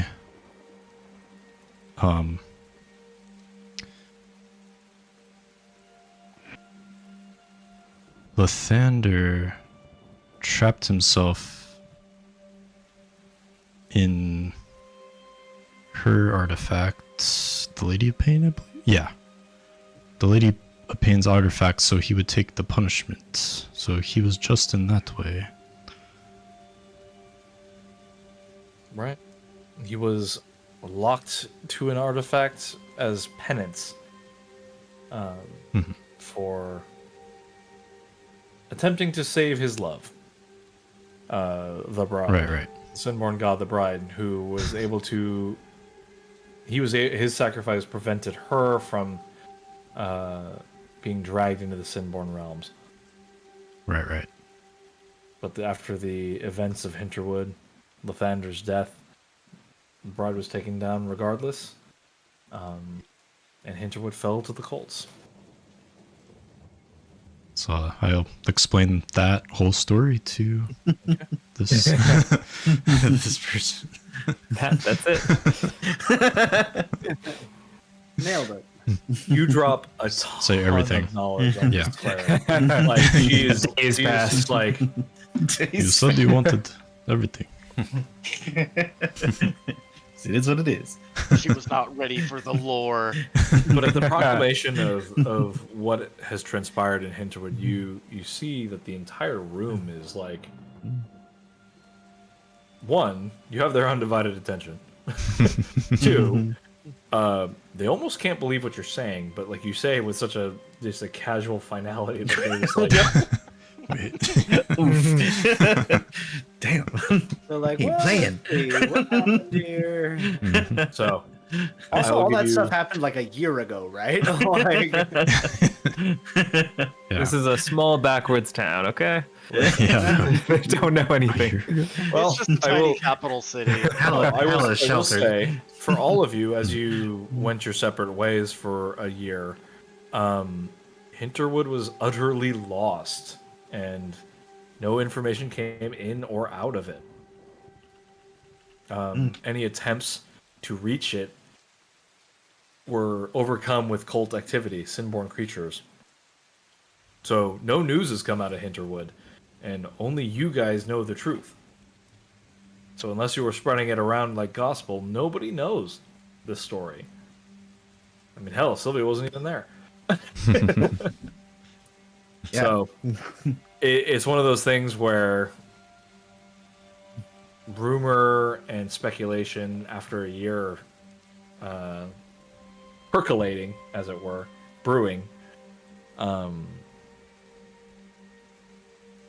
They don't know what to think. So, given your 24 persuasion, you have their complete and undivided attention. How are you going to make them better at what they do? Now's your big opportunity. Opportunity. Well, assuming they believe what I'm saying, I'll let them know about the giant army that's coming.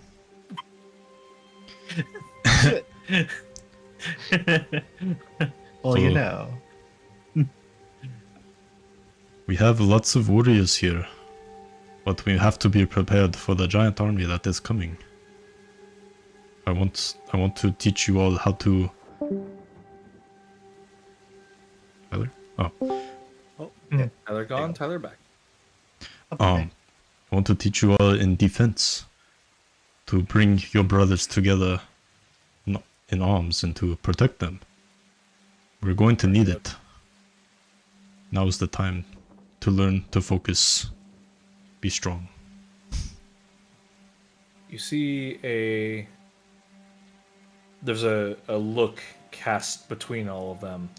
And for a moment, and when I say all of them, it's crossing borders into other worships. Like they're segregated into groups, but as they look around them to each other, you see something like resolve start stealing within themselves. And they say, "What are you going to teach us?" And I will give you the option for 3 things. how to harness your divinity for attack, defense, or healing.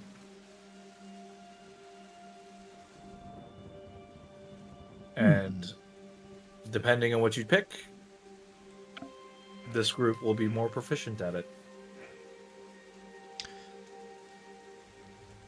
Defense, is that like personal defense or like Personal defense and defense of others. right, like tankiness? In a matter of speaking. In a word. It's unclear to you how it would manifest, but you wield armor and shield. Your own oath of redemption allows you to protect others and what is it, negate damage or reflect damage? I think so. That falls in line with sort of, in a broad sense. Defense can mean a lot of things, but Okay. Yeah, I'll do that one. Defense. sounds good. Yeah. Very good. And that leaves me with Vulcan. Shields high. Vulcan, any thoughts on where you're going with as you want to run drills? You run into something similar to Samaville, you run into more like disbelief that anything's gonna happen. These lazy recruits. Like, what do you mean? Orders have kind of like disseminated through the ranks after Samaville's vicious headbutt, telling people to listen to what you have to say, but there's still a bit of like spinelessness, a bit of like in the rear with the gear sort of mentality of just like they're soldiers, but they lack discipline. If you were gonna run drills, that's what you're gonna encounter. Yeah. I think I'd approach it from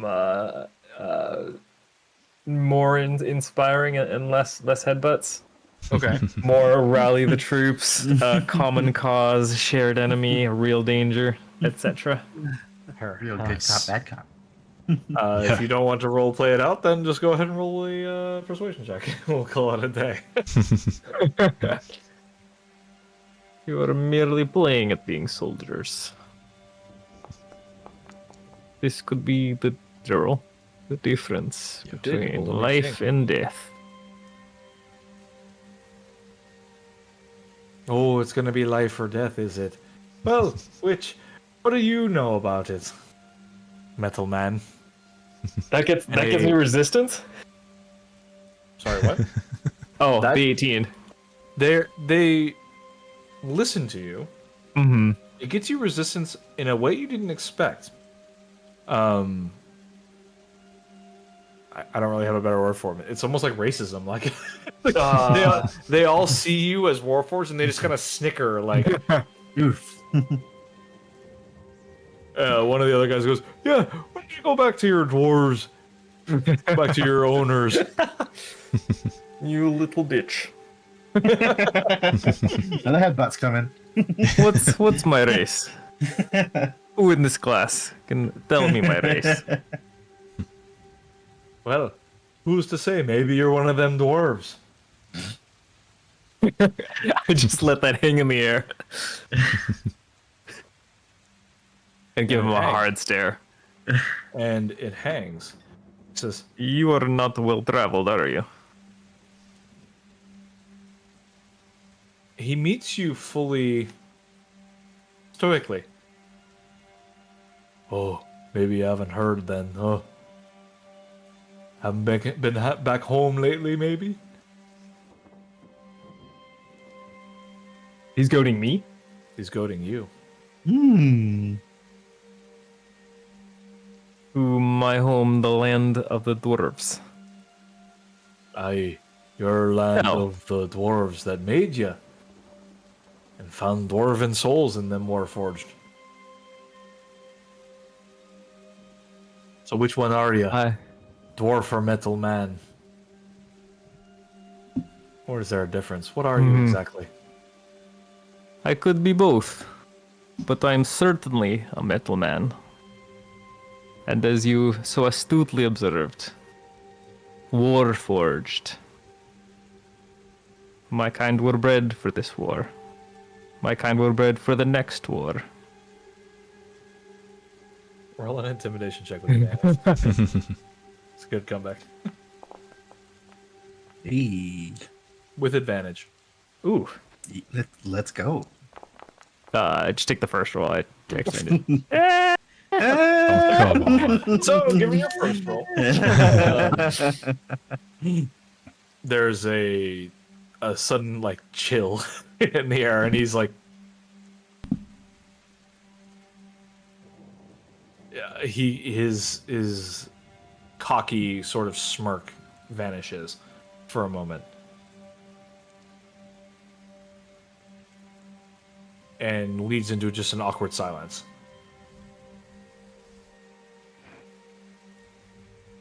I look at let's say like the person standing or standing next to him, and ask them to explain to me in the class. Tell us how this device works. And he fumbles through somewhat successfully in broad strokes. He successfully triggers the trebuchet, where you get an opportunity to hear the creaking of the ropes and the wood of the counterweight, and you can hear rot. You can hear I can't think of the word. You haven't been cleaning your tools. You haven't been maintaining improper Rust. maintenance of this device, and you're filled with a sudden sinking feeling as you watch the sling go off, and part of it dislodge, and like the net removes itself from rot. The student looks suddenly very trepidatious, like he doesn't want to turn around to see you or look at your expressionless face, and attempts to busy themselves with reloading the device, but he eventually succeeds, but is not nearly quick enough for what you need. I point to another soldier. Explain what they did wrong.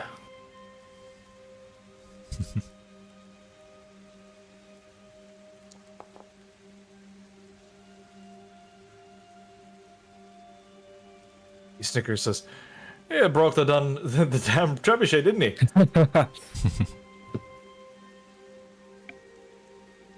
But like seeing like as your gaze shifts to him, he kind of like he's like, "Haha, I did a funny," and then he like, You all broke the trebuchet. You see? You are playing at being soldiers, but your actions are inactions here. They cause deaths of others. Who is in charge of repair? We need the repair crew. they all technically raise. There's like a moment where they all glance at each other and all raise their hands. Just sheepishly raising your hand. Yeah. No. Yes. And it's in that moment you realize you're in for a long night. There's going to be a lot of inspections happening. Yeah, but better now than later. Indeed. And it's about this time that you guys get the information that you have 3 remaining days before the army arrives. Your days are spent training militiamen, training defenders, training siege operators. I would like you all to roll D20s with advantage. Okay. let's All see. being, sorry, Scud, Scud, Vulcan, Samavel, roll D20s with advantage. I feel like Scout Crew wasn't involved in this one. I was like, okay, well. Samavel, those are awful rolls. Yeah, I know. Oh, Not much better either. yeah. Vulcan, you as well. 2d20s, if you please. Oh, cool. You can see the results. Yeah, unfortunately, these are additive when you do it through. Yeah. The, Yeah. I was like, wait, hold up. You Yeah. can click on that brick stuff. James, are you with Yeah. me? Sorry, Stay I with just me, got back. James. No worries. 2d20s, if you please. 2d20s. Take the lowest.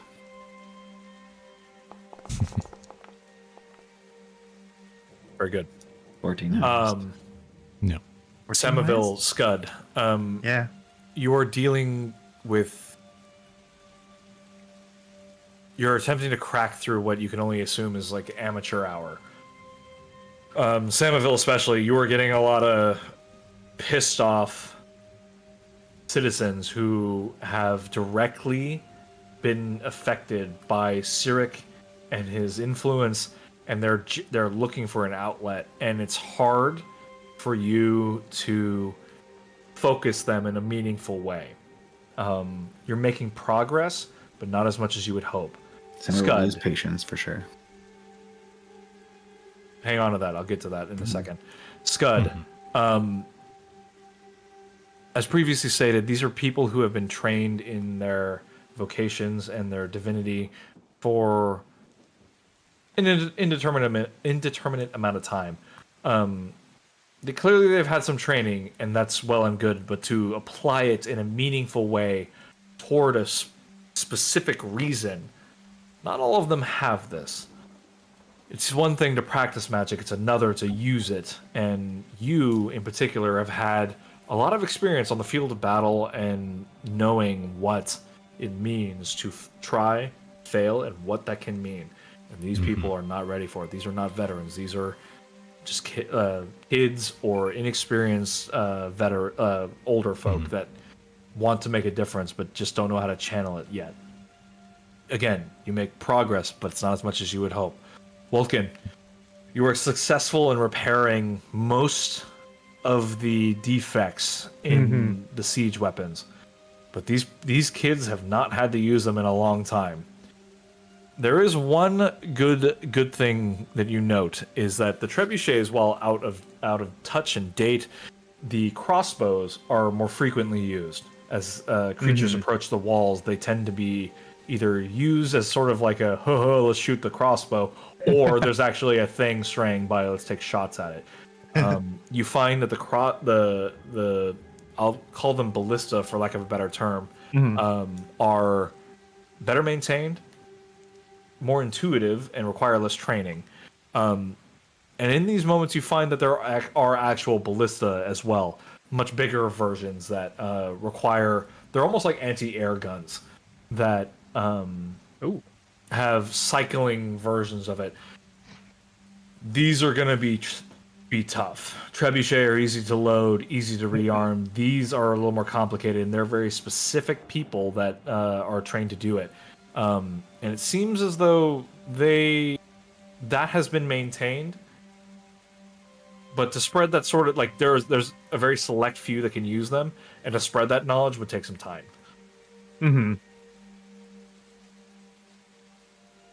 So, sorry. Oh, good.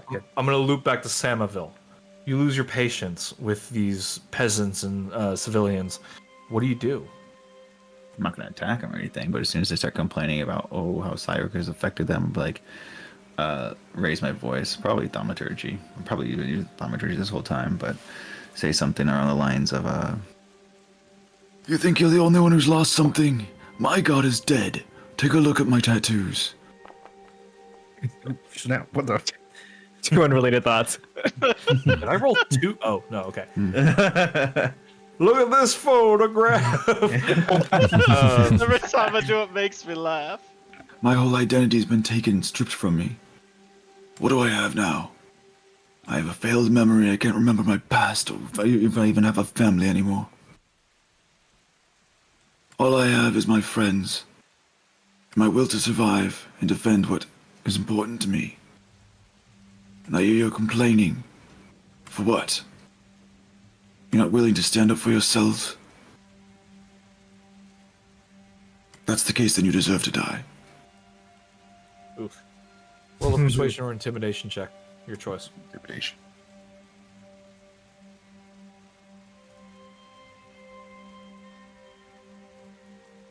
The game is currently paused. Is it? Oh, I've hit Yeah. the spacebar. A 12. In my flurry of drunken, hit all the keys. Paladin face roll. I rolled with disadvantage. I paused the game. With a 12, there. You note that you've been using thaumaturgy this entire time to project your voice, make this booming, commanding voice. But as your anger mounts, as your emotions take over, by the end of your speech, you realize thaumaturgy hasn't been used at all. During your speech, I've just been yelling. it's just rage and your past creeping in on you. Am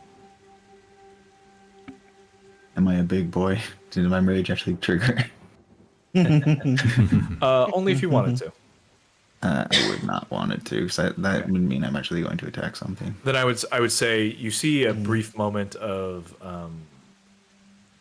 you get the impression of the vague impression of loss and rage, like you're on the brink of remembering something that you've forgotten, and you're so mad, but the emotion is still there. You still remember the feeling of loss, and you're about to lose it, and you have to take a step away. You walk away. Okay. That being said, I was hoping Kaz would be there with me unless he's doing something else. Kos has been waiting in the wings for assignment, essentially, but when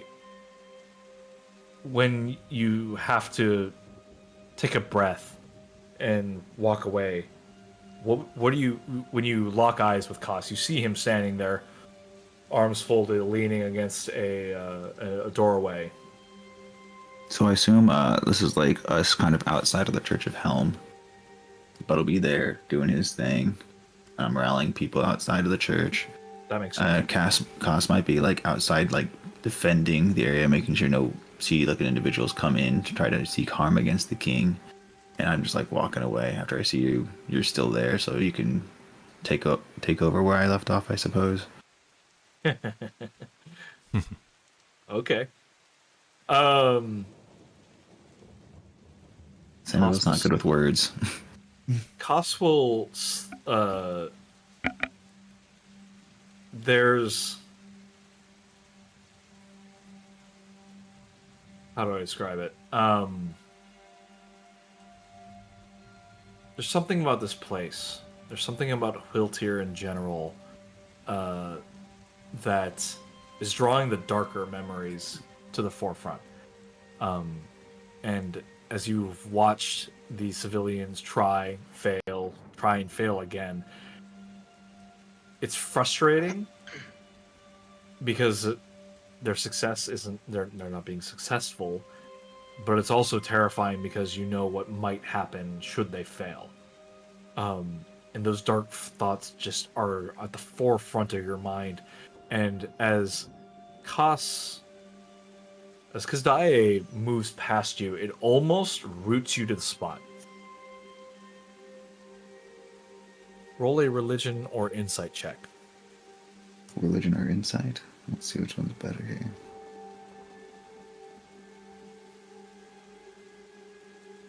Or you can better. You can sell me on something else too. Insight makes the most sense, but it's something more introspective than outward. Definitely athletics. What? You could roll in athletics if you want. Nah, I'll go ahead and do the insight because I have +7 to that. Okay. I've been rolling like booty. Twinsies on the roll. Booty still gets you info. But a fat ass gives you like detail. Well, that's going the good booty get you. So what It booty gets you gets those you nice, is juicy this. details. So you've worked with Klaus long enough to know, and especially after the past year, he's a force of presence more than anything, right? And what roots you to the spot as he passes you by, and he places a gauntleted hand on your shoulder and gives you a squeeze for a second. What's rooting you to the spot is fear. Fear and probably shame. Possibly. Mechanically, you know that being in Kasa's presence, he invokes fear. Right. And then takes advantage of it. Him being in your presence and you being afraid, it's almost like those two, like he doesn't even have to do anything for his aura just to sort of like take a grip on you, right? You're already afraid. Yeah. Okay. I get what you're And saying. fear is permeating everything. As he steps away from you and you feel your muscles relax, Haas is now standing in front of a bunch of citizens who are now like, oh fuck. Like he just steps in front of them. He's like, takes a deep breath, lets it all out, and says, well, you heard him. Which one of you is going to be the first to die? Okay. After the weird occurrence with Cause, I realize I'm making a grand mistake here. And, It's not a mistake, but he is capitalizing on what you just said. Yeah. He is just bouncing off of what you said. And he continues. He says, "Do it for your families. Because you can't protect nothing if you're dead. Do it again. Form lines." And he takes over the training in your wake. Okay. I will go for a stroll then. Sounds good. Wilkin, I cut you off briefly, but I'd like to give you the opportunity to say what you wanted to say. The one thing I wanted to take away was like from the vantage point of the city and the distance of the weapons, like what the optimal ranges and like spots to siege would be in relative, like where the army might be coming. Wow. That was all I wanted to ask. What a technical question.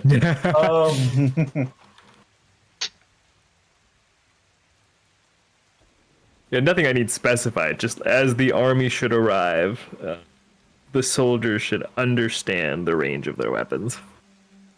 I would say it would make sense for you then to take test shots to see the extreme ranges, especially given that you've replaced parts. You make test runs. Go ahead and roll something on a check. You can either make a ranged attack roll or make a roll for the fixings, if you will, that would then indicate aim, distance, etc. We can try a ranged attack. Roll a d20, add your... Oh yeah, that'll work. I'm sorry, this is a heavy crossbow. This one is 10 times as big. This is a very heavy crossbow. What are you firing? Trebuchet, crossbow, or the sort of mounted ballista? The trebuchets. Sounds good.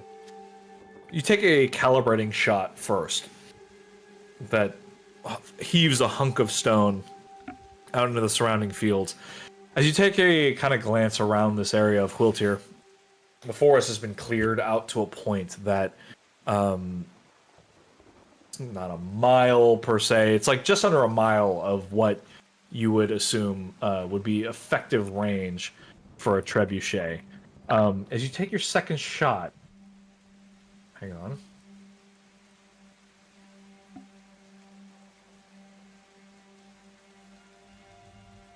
How many? Wow, that's a lot. So you reckon from a distance from where you are, and I'll say this, there are multi-tiered levels on this city where there are some trebuchets laid on the ground level, let's call it ocean, and some laid high, not unlike Gondor and their defense. Like they had things up high on the walls and things like that, which changed the effective range. on a base ocean level, when you fire that shot, it goes about 1,000 to 1,500 feet, which is about a fifth of the distance between you and the tree line, if that makes sense. Mm-hmm. So, you reckon these trebuchets can be launched a fifth to a quarter of a mile? Noted. It was pretty impressive. I just looked it up and I was like, "Holy shit, that's pretty fun." That's pretty damn. That's pretty Trebuchets are fun. miracles. It is the superior piece of artillery. I'm just saying. Superior siege weapon. But you know what's even Yeah. more superior? Artillery. Do you have artillery in this world? Abrams. Abrams.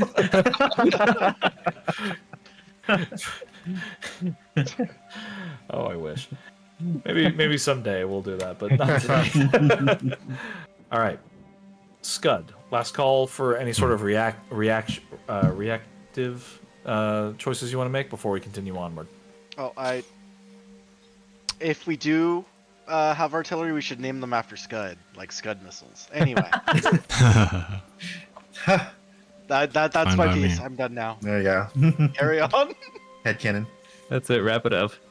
Good time here. I was thinking like you don't have you. Sorry. Yeah. I will also say there's no like you have to have an answer for this. I'm just asking if there's anything you want to do as Scud or any other things you want to do or contribute. We don't have to force it. No, I mean I would just throw in like, well, I won't even say that. Like, oh, experience. You need experience, and you don't have any. Blah blah blah. So. Yeah. Yeah. Like a football coach speech. Like iron sharpens iron. Yeah. What's the extrapolation? That is a very from that, right? You need experience, so what do you do? Yeah.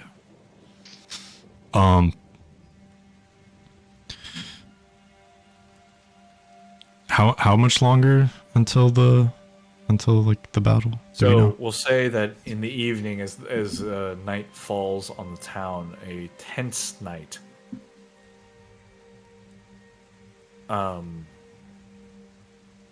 say for flavor, River. I'm sorry, I won't even say for flavor. River. Now having heard all of this, who would you like your message to go to?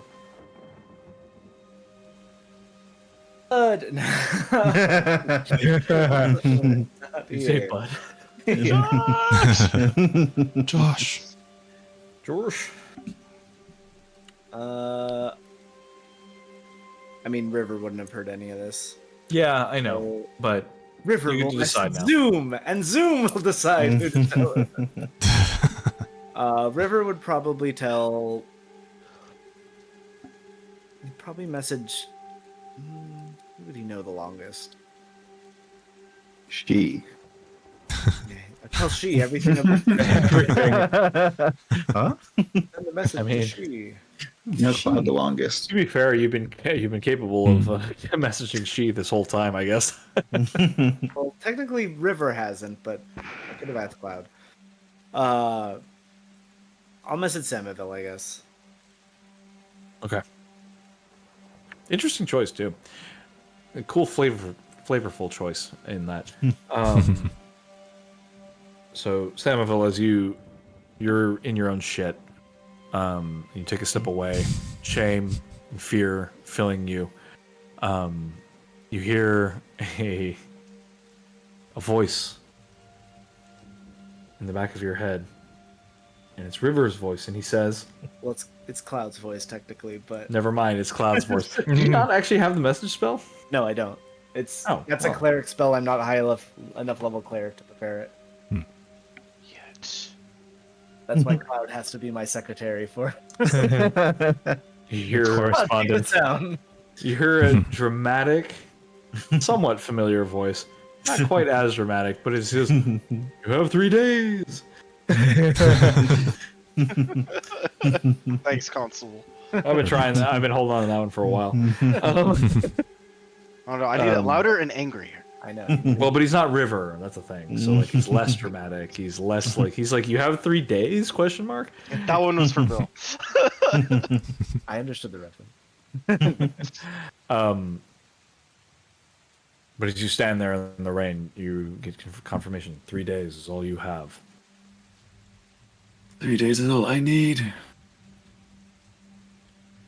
Very good. Yeah. Now, I know it's getting late. You guys stop me whenever, but we start the dawn of the next day with the scout team furiously making their way back into Quiltier for whatever time they do have. You guys arrive around 11 a.m. or so. Half a day's worth to make it work. Now, this is about the time that I'd assume, knowing that the team has got 3 days to work with, that you guys would attempt to cleanse the Church of Lathander. Is that correct? Or do you guys want to continue with the training? Sam and Bill would 100% want to, but go ahead. I almost think like the training is more important after hearing like all these fucking assholes. Yeah. But I just like to say, like, as soon as River gets back, like, even if we get back that night before even the first day begins or whatever, like, I go to Scud and I'm like, we need to go, like, now. Yeah. No, that is fair. You do have enough crew that you could fly throughout the night. Foz could pilot. Some of the resources will be exhausted into this day, but you could arrive sooner than all that. So. Yeah, I mean, Is that a- ideally, I would like to leave as whenever we can get back. The soonest we can get back to the city, I'm going straight to Scud, and then just like, also like on the flight back, I'm coordinating, like Cloud. I'm like asking him to message or send a, like sending to the what's his name, the prince. Okay. And Awesome. to ascertain his location, how many people he has, and if it's feasible for us to get there within 3 days and back with Windwalk. Very good. All that, and then as soon as I get back, Scud, we're going. Let's go. Yeah. Sounds good. Then I will say, as you coordinate with Cloud, he. Hang on. I would ask him to say something like, "We are associates of Scud Skudsky, who recalled you. Where are you located? How many men do you have? The city's under attack, etc." We're coming. Yeah. Skudsky Oh, LLC. Lord, they coming. Oh Lord, we coming. This is a question for Ross and potentially Tyler. Would you have any sort of affiliation or familiarity with Prince Oswin prior to this? Would he know you by name?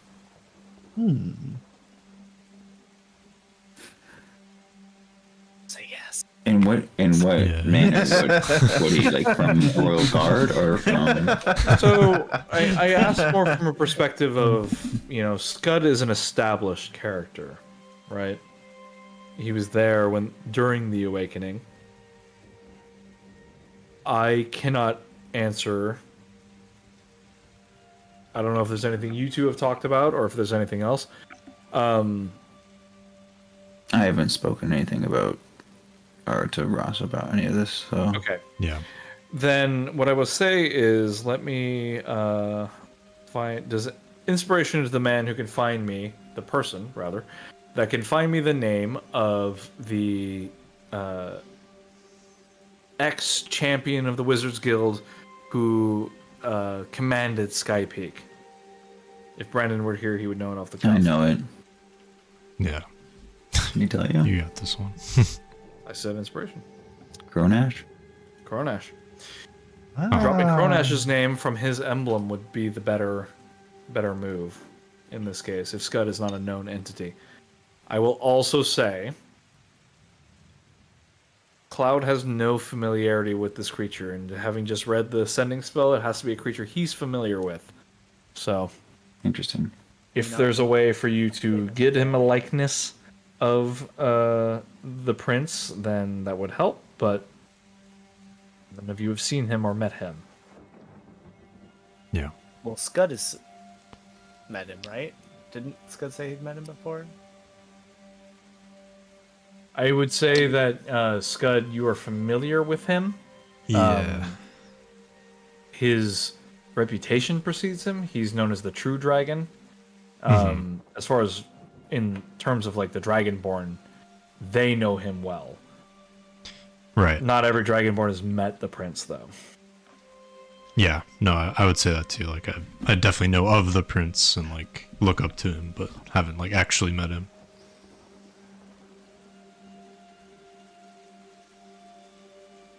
So, I will say, after the entreaty of River, the Skydancer arrives bright and early in the morning. You are on your first day before. So, River is keen to leave, but mechanically missing that one piece of the puzzle to send a message to the prince. I mean, there's got to be like a painting of him or something. So now we're on to something. There's statues. There's. I would like. You know what he looks like, right? River, I would like you to roll an investigation check with advantage, presumably because you have help. Could I argue perception, since I'm looking for something? You could.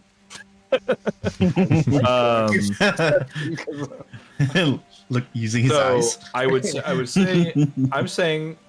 Now, I'm bending things a little bit. I am saying investigation. I will scry on the prince, so I know exactly what he looks like, and I will share with. Well, then, with Cloud. Forgive me, sir. Continue. You know what? Screw the perception check. I'm going straight to the source. Screw the rules. I am magic. I have magic. But I wanted to make a draw me like one of your Crunch Dragons jokes. Aww. Magicians. Well, you gotta take that away from me, Bill. I could just have them roll, but they have spells instead. There he is. And in the spell slots. A good use of a spell slot. I'm still rolling as the goddamn Skydancer. Get out of here. Skydancer's so powerful. It only rolls d20s. It's really not, honestly. Rolling like shit.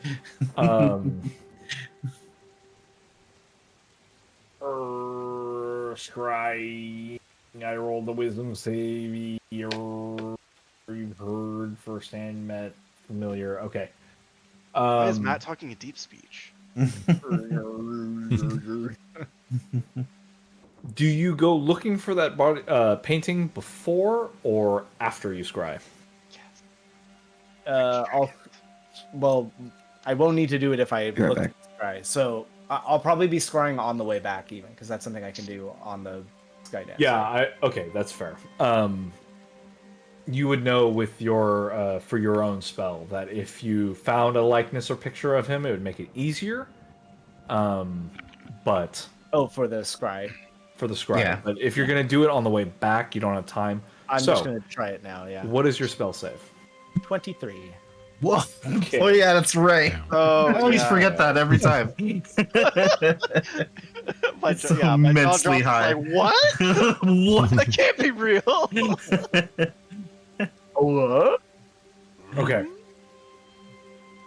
Man, I love the scry spell. So evocative. I almost want to wait for Tyler to get back so we can hear this too, but I'm going to do it anyway. So your vision races through the clouds over Whiltir, where you assume it is, and given your height, you guys need to fly below the clouds to make sure you track the amount of land you're crossing, right? So instead of punching through the clouds and racing over, you race through, right? You run over rain-swept forests, down the slopes of the Gray Peaks, over the city of Whiltir, you see a group of hills, forested hillocks that lead down into a sudden sweeping ocean. Your gaze continues to race. You see an island off to the west. You pass briefly over an unfamiliar twin hill.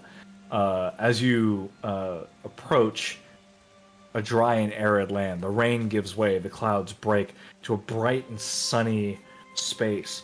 And you briefly get to see a flotilla of airships making their way in your direction. Before your sensor arrives, it punches through one of these ships, grander, bigger, more sails. It almost has like a tandem, not canoe-like thing, but it's almost looks like two airships joined as one. And you enter a captain's quarters where it's carpets on the floor and a great round table where maps are in an Odessan map is laid out, and you see for the first time a figure, regal of bearing, with just the faintest recollection. You can see the king in him somewhat. He has a winged helm laying on the table. He's dressed in plate mail that kind of like descends into almost like a overlapping scale plate of what appears to be like they look like dragon scales, is what I'm trying to say. A depiction of dragon scales. Let me double check if I actually have a picture of this guy. I don't think I do, but let me see.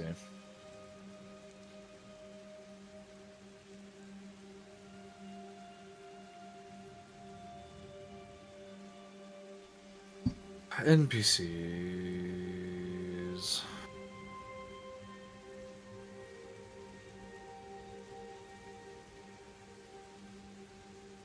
Well, this is him armored up, but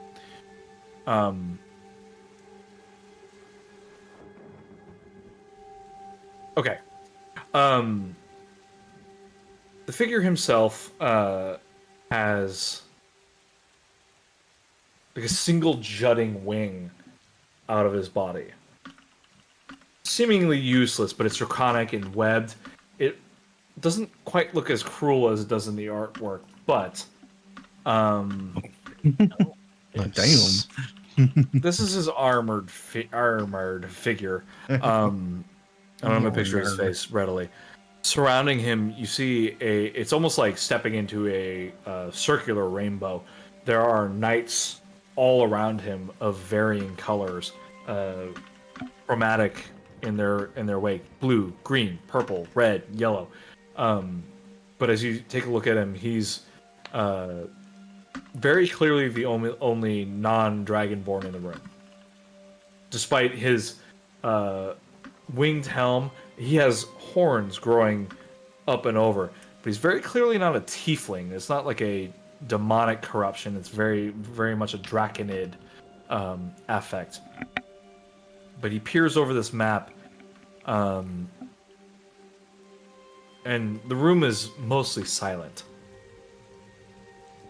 He's got jet black hair that streaks back over, just like streaks of gray on two sides. He's got the air of a noble, but someone who's seen a lot. He's young, maybe like 25, 30. Whereas the king is gray, and you're not sure if his age is any kind of indication of his current state or where he was before. But this man appears battle-hardened, experienced, and from his reputation, wise. So you get a good look at him. And I draw his perfect likeness. No. Yes. I could skywrite his image. Show Cloud. So you can message him. Well, I kind of got his location from the scry, right? Sounds like he's kind of a little in- bit. Is it an ASCII art image? Yeah. He's kind of in the Nadir area-esque. You said Roll Desertine? roll a nature check. Nature. Love the dice. It's an unfamiliar territory to you. You certainly have never been there. Okay. Well, we're definitely still gonna try and message him. I'll just somehow I'll portray the image to Cloud. I wouldn't even go so far to say is that there's a mage on board who has the minor illusion spell. Yeah. If you're able to describe something to him, you get a something of a likeness, I'll say. Yeah. So I'll have a message sent via Cloud to the king or to the prince, asking him, like, I'll basically say like we are at Whiltir, which is about to be under siege. Where are you, and how close are you?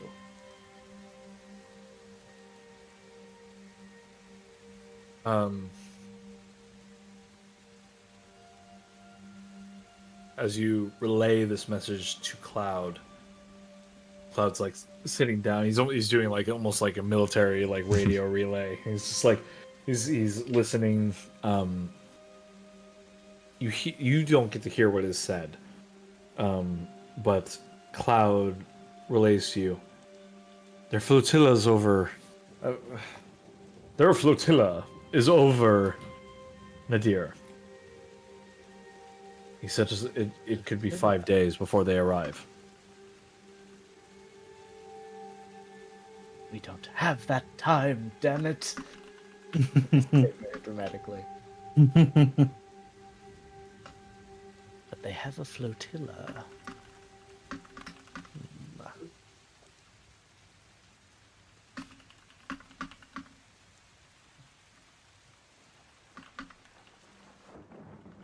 Okay.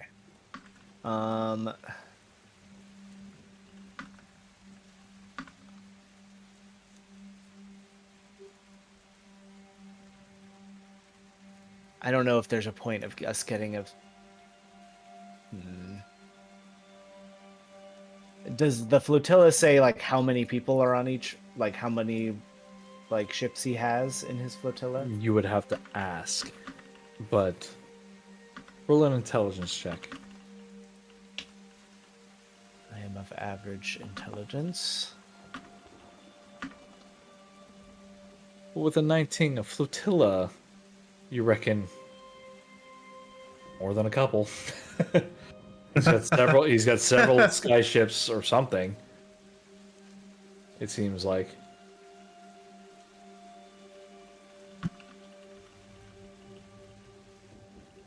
I mean, the only thing I can think of, I mean, we can go to him, but if he's got that many soldiers, I can only bring back so many to the city itself. I mean, it would be helpful to have his people here, but I just don't know how quickly we could get to him and bring him back.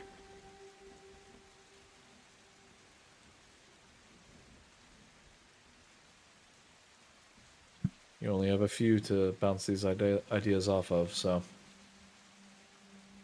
Well, including the soldiers, I guess, but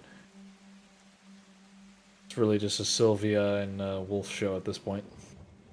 Hmm.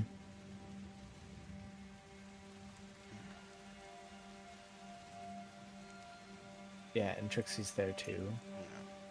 Well, Trixie is there, but unfortunately not here. Yeah. Hmm. There's no way we can like make more favorable winds or anything. Make them travel faster. Might be able to do something like that. Let me see. Yeah, it's beyond my You could magic. go to them and do something like that. That might help, I guess. I do have Control Winds, a 5th level spell. It lasts an hour. Maybe get at least a couple of the ships closer, at least. I could do. Let me look through my spells. Do something else in the meantime. Okay. Very good. As the scry is happening on your return to Hiltier, you, Wolf, and Sylvia bunk up for the night. It's been a trying day. In the city, you all wake after a long night of training. Fitful. After the performance of everyone involved, it's even harder to fall asleep, given their performance and capabilities of the day. But you are met with news that you have 3 days to make do with what you can. I would say you all awaken in bunks provided for you. Your best sleep in a while, honestly, and despite all things, I'd say you'd have several hours before the Skydancer's arrival. Make plans for the day. Scud, you assume you're going to be departing shortly, or you hope you are anyway. Mm-hmm.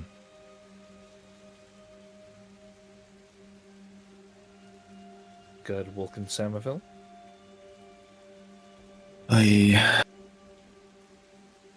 Well, you already know what Samaville wants to do. Yeah. Russ will approach you at some point and say, they're not without hope, but they are just a bunch of people fighting for their homes. That's all that anyone ever is. You're either the one attacking or the one defending. A person's a person regardless. Person's a person, warm bodies or dead bodies. But we know what the Sinborn, what bodies can be used for.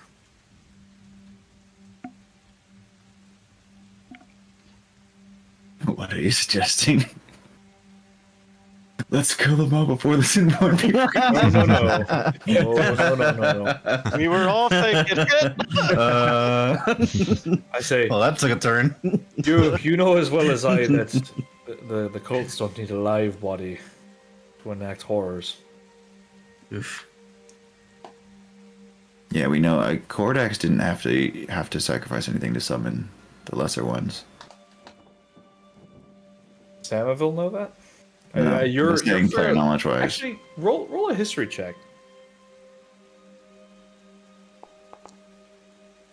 I mean, your history is steeped in cults and their extermination. You would know that they have means of summoning creatures from the beyond without human sacrifice. You would also know that they stray into the purview of the undead from time to time. It depends on, I guess, the power of the Sinborn creature they're trying to summon as well. Anyways. So what do you say we cleanse the church? Sorry, what was that? Not gonna cause. What do you say we cleanse the church? Oh, I could use a pick-me-up, sure. Cleanse, eh? I'd say at this point, Wilkin and Scud, you're involved in this conversation as well. What are the two of you doing? I guess Bud would also be there. Where's Bud been? Talking to clerics. Yeah. Scud would probably he would appoint that one student that kind of stepped up, the one that seemed like they were ready to go. He would kind of appoint them to kind of watch over the rest of the students. Be like, fair enough. Yeah, teach them the ways. I see the fire in you. Fair enough. And he would just kind of prepare for leaving. imminent departure, Yeah.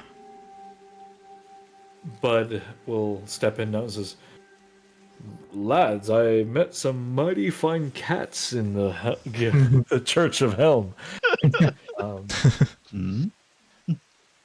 As far as soldiers go, you couldn't even ask for better." Hot kittens in your area. They're on our side.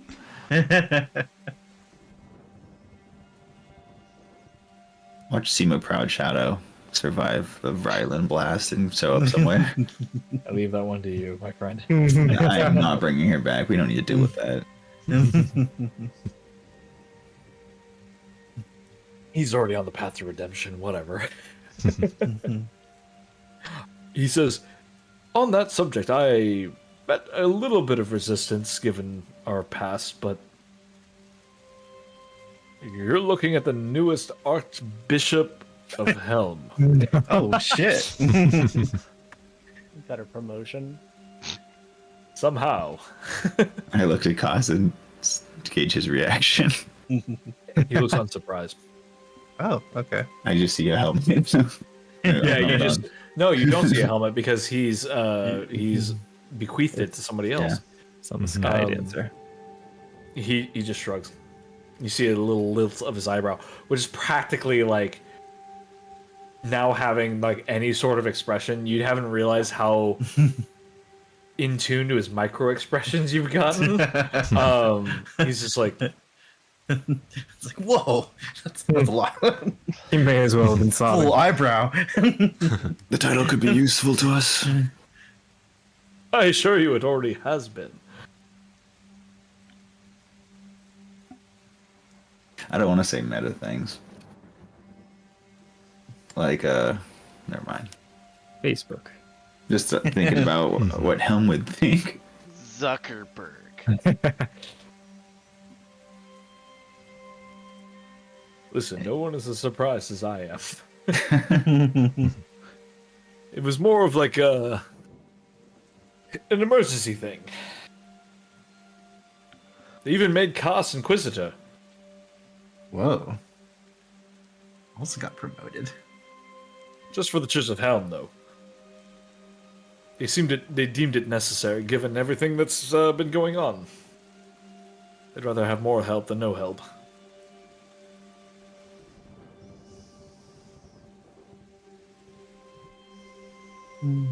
So who's all going to the church? How far away is it? What am I missing? It's not far. It's in the city. Oh, it isn't. Okay. Koss just, you can count me in. And Skydancer is returning now. You assume, from what they told you, you assume it would be here today. Okay. Well, I guess the best option would be just to head down to the church, see what we got going on first. Very good. Scott, I will say you wait behind for your next assignment, but the rest of you, Vulcan, do you join? Yes. Yes.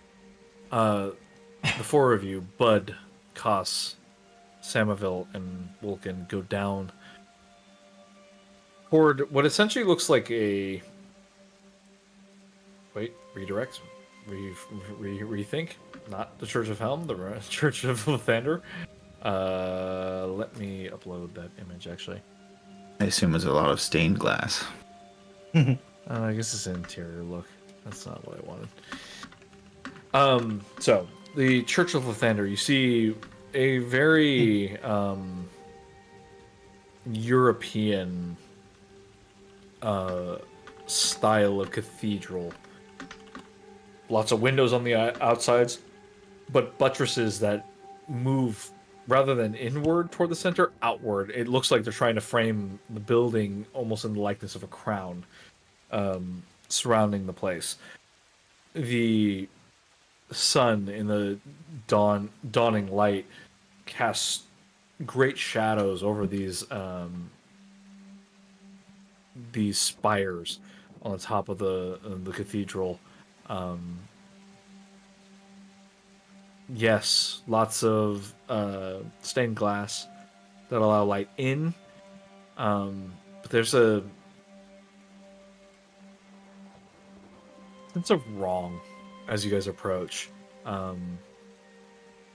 Different than the shadow you've been feeling over your persons.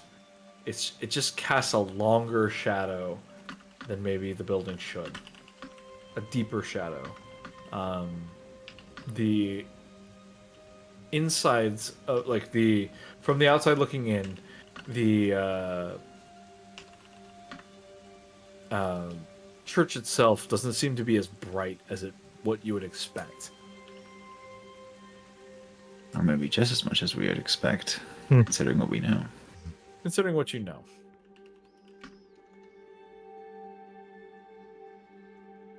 At this point, I would say, given that you can see sun, the rain has let up today. You're met with scattered clouds versus where yesterday was the torrential rain. But the floor is yours. What do we see when it comes to like people? Are there paladins coming in and out of this place? Is there like militia, any type of soldiers, any type of armed people here? Is it just clergy? Given what you had said the day previously, and the days previously, there is a militia presence outside of the church, but they're scattered about in such a way that to appear non-threatening. They seem reluctant to take up any sort of like direct arm against the church. In the meantime, you still see citizens walking in and out of the place. Business as usual. Worshippers come and go. And what about the paladin that we've come to recognize? As you look about, you see no gold mask or you see no zealots, we'll say, from out here. What do you make of that? I asked the group. No paladin. Where have they wandered off to? We couldn't have dealt with all of them. Perhaps there is more here than we are seeing. Or perhaps we're walking into a trap.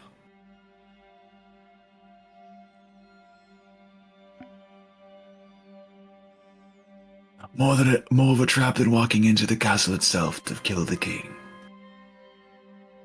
Stating the obvious.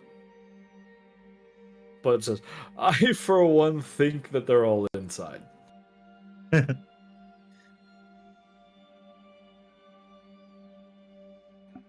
He really is just like the lonely lion. And I Purama. You ain't got the Yeah, so I guess I would just try to stand on my soapbox and start giving a speech and rallying people up. Okay. Trying to draw the paladin out, really. Can you roll a religion check with advantage for me, given you are the only worshiper of Lathander here? Hey. There you go. Not bad. Not bad. Pretty good. It's unclear to you if it's a difference of culture, given where you're from and where you are, but you're traveled enough to know Lathander's tenets. This place is dour. There would be worshippers here in the dawn light. There would be not singing and praises, but it's a joyous occasion every dawn in the light of the dawn in the light of the morning Lord.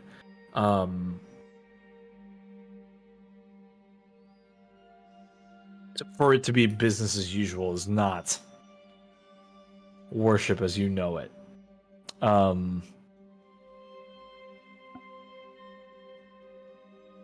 Something is wrong, and I really can't say it any other way.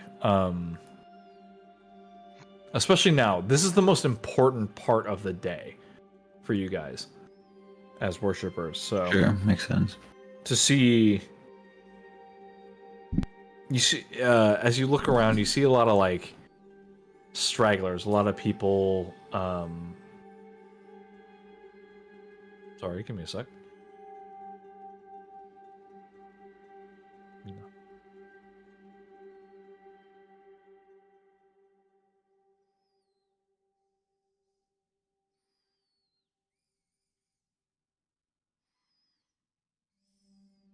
Can you hold it? Yeah. Okay. Emergency. Juggling memory. Where was I? You see a lot of stragglers, a lot of people. You see a lot of people. I juggle my own memory. Thanks, appreciate it, guys.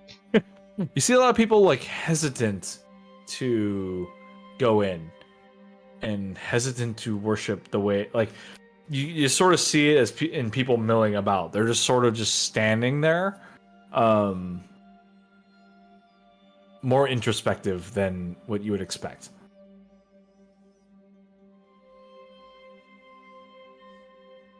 Interesting.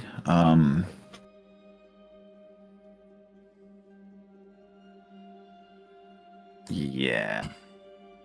It's just weird because we know that Lathander's been killed, so I don't find it off-putting that the church is operating in weird, awkward ways that don't seem right, you know. But I would. Sorry, I keep forgetting about it. I would say that. Well, you tell me, as kind of in the wake of what you saw, your own god being killed. Did you spend a lot of time spreading that around? Did you spend any time, or did you spend your time with the Royal Guard and just sort of just trying to forget that what had happened? Well, according to what Brandon had written, or what he told us, is that the rumors of a god being killed was blame was put onto the guilds, and hence why the guilds were end up ceasing operation. Well, I mean, rumor being what it is, it's one of those things where, yeah, rumor is rumor, right? The guilds are gone. Your god still isn't there. Who's at fault? Who's to say? The common worshiper doesn't care who did or why or who did fail to prevent it, but I'm more asking, like, what did you do in those entering months? How did you spend your time? I mean, I was going around saying, "Oh, Lathander's dead." I was going around, not going around much at all. I was just doing work, trying to get my mind occupied, being bitter, and planning probably a sweet revenge on those who killed my god. So likewise, to people who would... So, two things. In the one hand, some people try to ignore that, and act like nothing's wrong, right? On the other, with somebody posing, and with a 21, somebody posing as Lathander, someone's prayers are still getting answered. So it's a little the waters are a little muddied as far as like why there's even still a church here, and who is answering their prayers, and who are they actually worshiping. You know it to be Cyric, but Others don't. No one doesn't.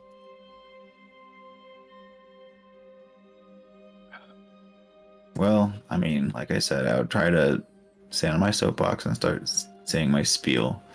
Okay. In hopes that a crowd will draw near and I can gauge reaction on how people react. Ideally to try to draw the paladin to come out of the church. Just get a good idea of what the numbers are we're looking at. But similar to what I had written in the group chat. I'm not gonna read all that in my voice, but it goes around the lines of declaring that Lathander is dead, proclaiming that they are not worshiping who they think they are, that there's a false god taking his place, and I'm going to name him, let's say Sirik, and then I'm going to make sure to have that pathos argument, just explaining my own trials and tribulations I went through, displaying my tattoos to make everyone know that I am, or once was, a follower of Lathander, and I'm not just some schmuck here that's trying to cause shit. All right. Go ahead and start with a persuasion check. Okay.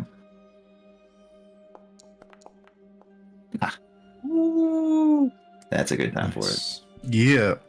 Oh, yeah. Yeah, it sure fucking is. Yeah. Oh, wait. Good speech.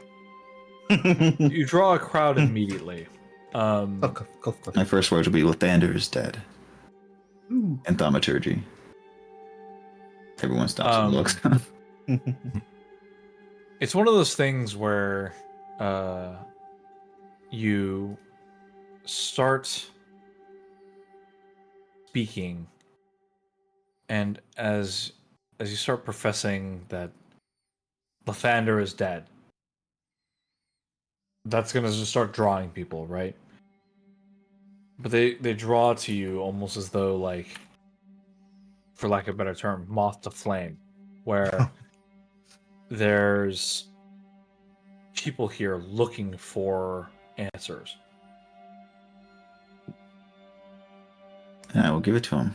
I'll explain exactly what happened and what went down in Hinterwood. Here in the prime time of worship, these people are receptive to you. You see people, you see alarm, you see questioning, you see fear, but you see understanding. People start nodding their heads.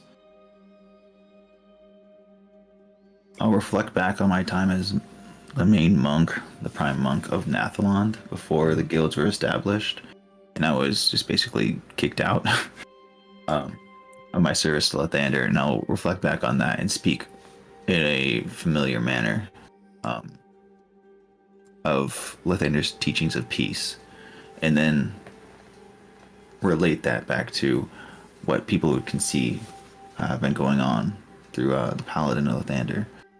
Because Lathander himself would not be allowing that to happen. You can see the ripple move through the group as and whispers return to you of, they have been rather zealous lately. We've been sort of violent, and I don't know if the teachings make sense anymore, and that keeps going forward to the point where you're rallying up a crowd, not necessarily a mob or a riot, but people are starting to, like, yeah, until one voice calls out above the others and says, "Were those teachings of peace what caused you to kill my family?" God damn it. There's a hush that falls over the crowd as this figure steps forward. I don't recognize him, do I? No, you don't. Yeah, I figured. Okay. But but he's dressed in simple garb, unassuming. He's not quite homeless, but he lives impoverished.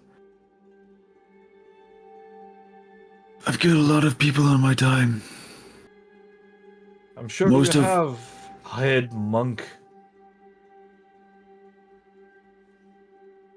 I regret my dealings of the past. Greatly. Do your regrets carry over to the children that were killed? The ones who were swept up in sin-born cults? The How ones old who is this weren't dude? involved but were here.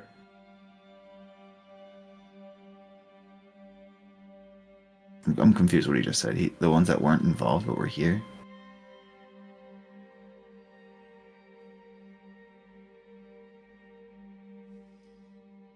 He says, my family was held hostage and they were killed like cultists. All the same. Where were you protecting us then? Where was your Lathander's peace?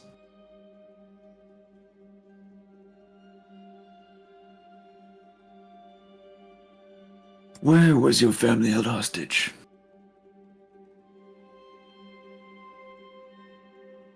Where did you operate out of? Primarily. In what period of time?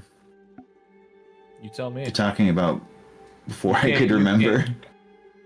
Well, from what you can remember, yeah. Like, you know, your Spent a lot of days time in before- Wilter. Most of my Spent a time lot would of time probably be in in Wilter. Wilter, yeah. Before moving to Nathlon. I don't know if I've ever even been to Hinterwood aside from the one time I went there recently. So I'd say mostly Wilter. Yeah. Yeah.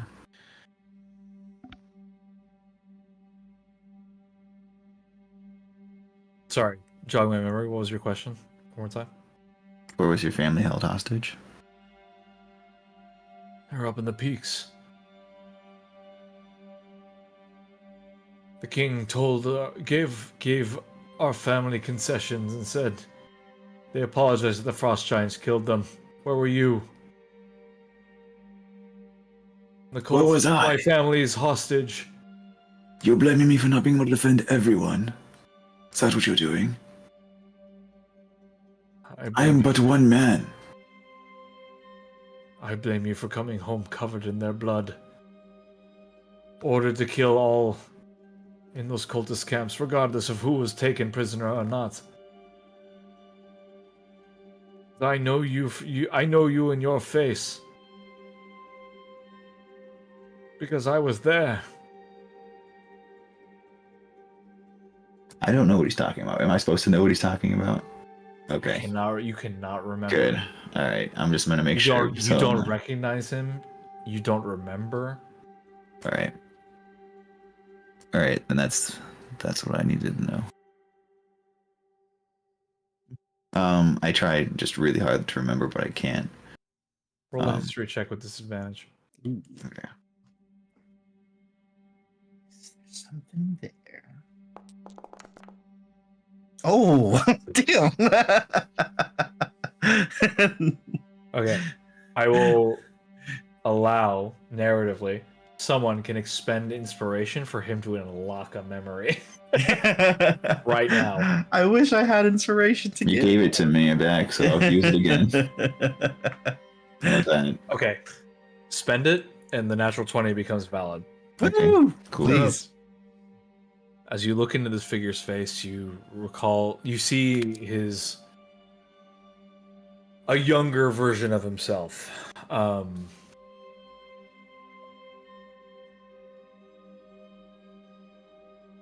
This figure, this half elf, this person, you were younger then, more hair, fewer tattoos. You long before you moved to Nathlond. Old as you are, you've seen some shit, right? The gray came after. The nightmares came later. But the Grey Peaks were home to many cults. Reclusive they were back then.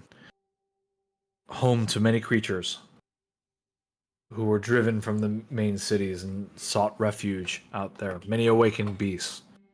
The cults found a home there as well. The cults, the frost giants. But occasionally the cults would come down when they felt brave and take people from the townships surrounding.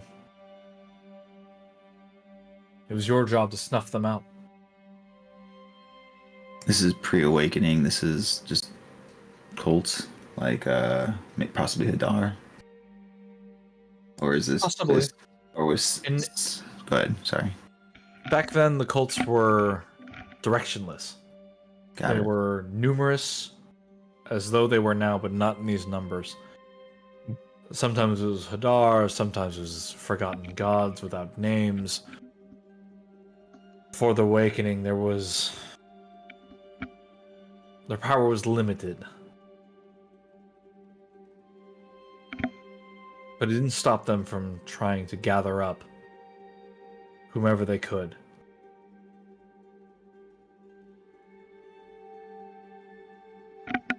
There's a reason you don't remember some of these things, but you have flashes of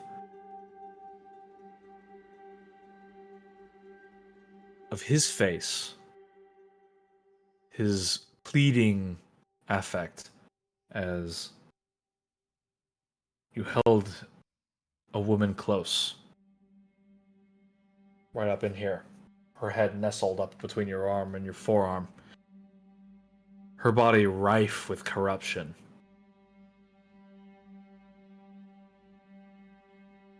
You knew she was beyond saving, but he didn't. And how could you ever tell a man that?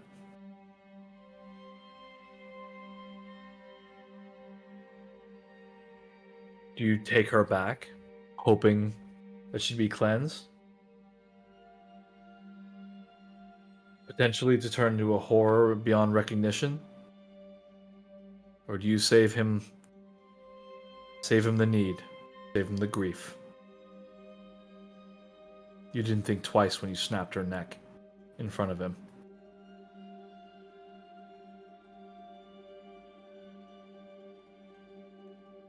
And you stepped away through the snow, not remembering his name or who he was, but you'll always remember his anguish. Got it. The woman in the mountains, I remember.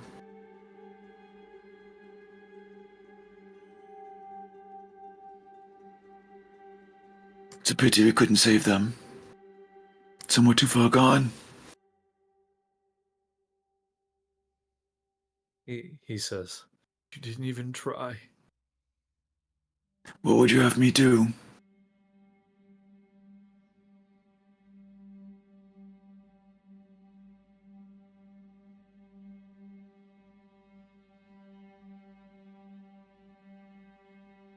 I'd have you throw yourself into the pits.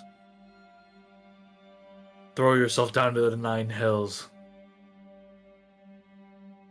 Then profess to me peace. The Thunder hasn't given to us for decades. His proclamation at decades, you see the crowd is sort of on his side, but also like, oh shit, like he's talking shit about our god. Oh my god, like they're like mixed feelings about him now.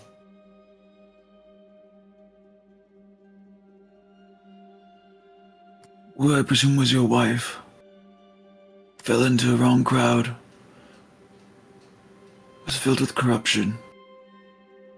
She was beyond saving. Regardless of what you would think. He was kidnapped! He yells. She was kidnapped and was corrupted. Did I kidnap her? Did anyone else kidnap her? We are of our own choices, our own problems. A single man such as myself cannot be responsible for everyone. I have come to terms with my sins of the past.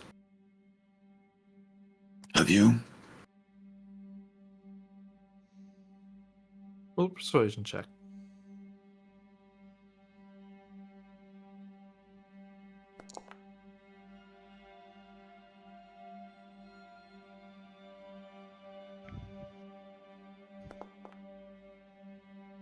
Um,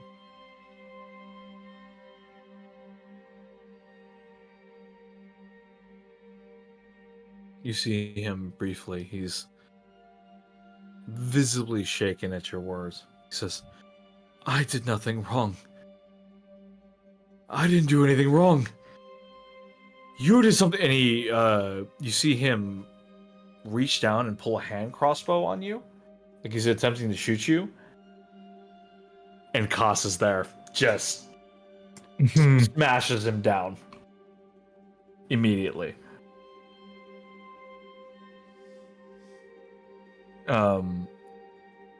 Spear, not good for slicing hands or anything. So he drives his shoulder down and up, and the figure gets launched out of the crowd. As he removes the threat, Mr. President.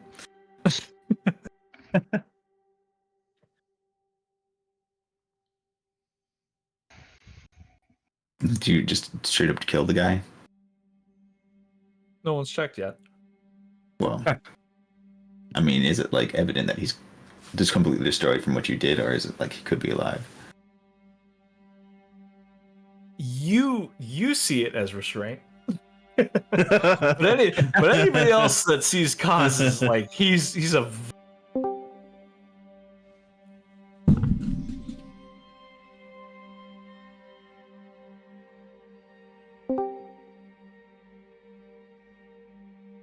I'm back. Welcome back. Back. We're almost done. Okay.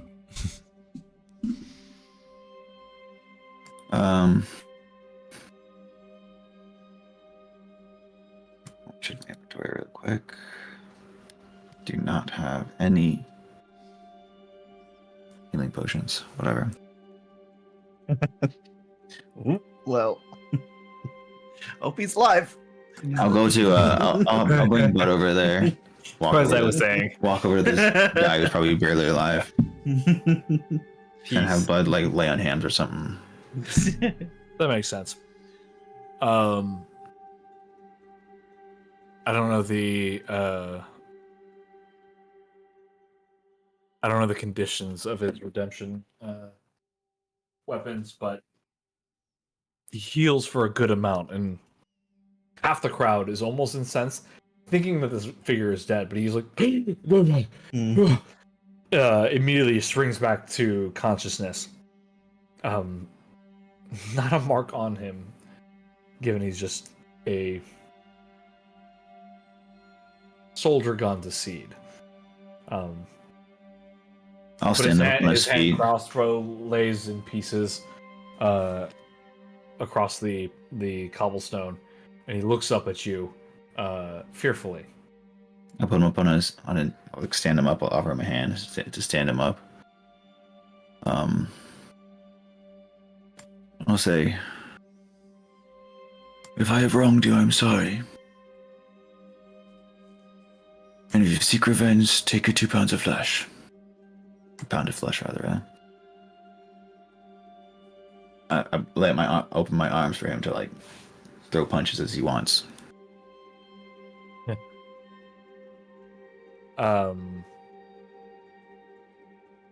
He looks around him at Bud, who just healed him, at Koss, who just smashed him. He has a dagger in his belt, the only thing remaining to him, and he draws it, but roll a persuasion check with advantage.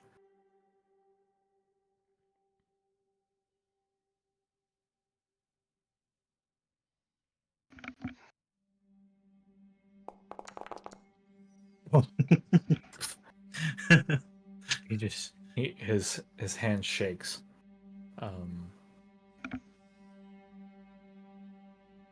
Roll an insight check as well.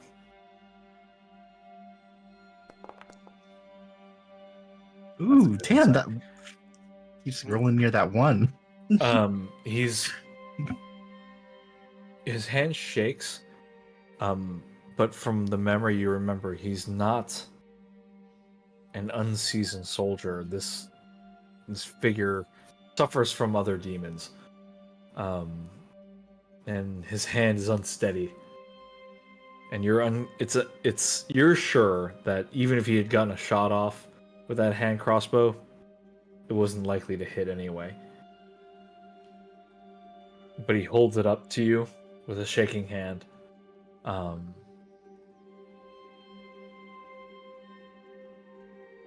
And he kind of holds it to your chest, but he can't quite decide where he wants it.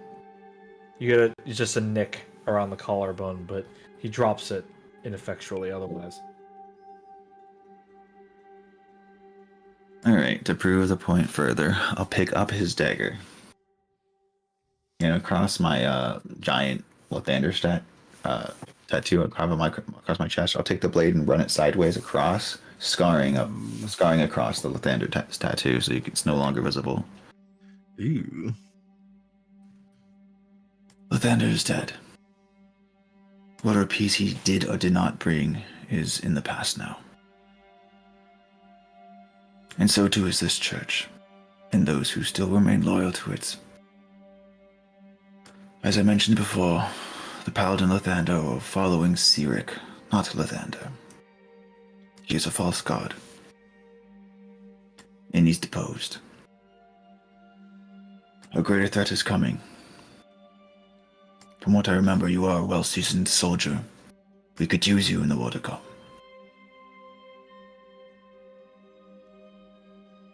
He's taken aback by your sudden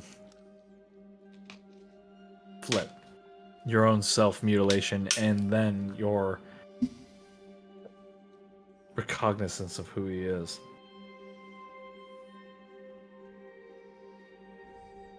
And as the crowd gathers, some reluctant to believe what you are, but they see the signs. When we next meet, we'll deal with the remainder of the church. And then after that, it is war. Yeah. Wah! Wah. It took a little longer than I thought. I'm sorry. What is it good for? It's good for narrative.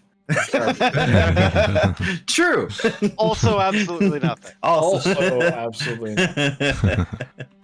Thank you for playing, gentlemen. Thank you for being patient with me.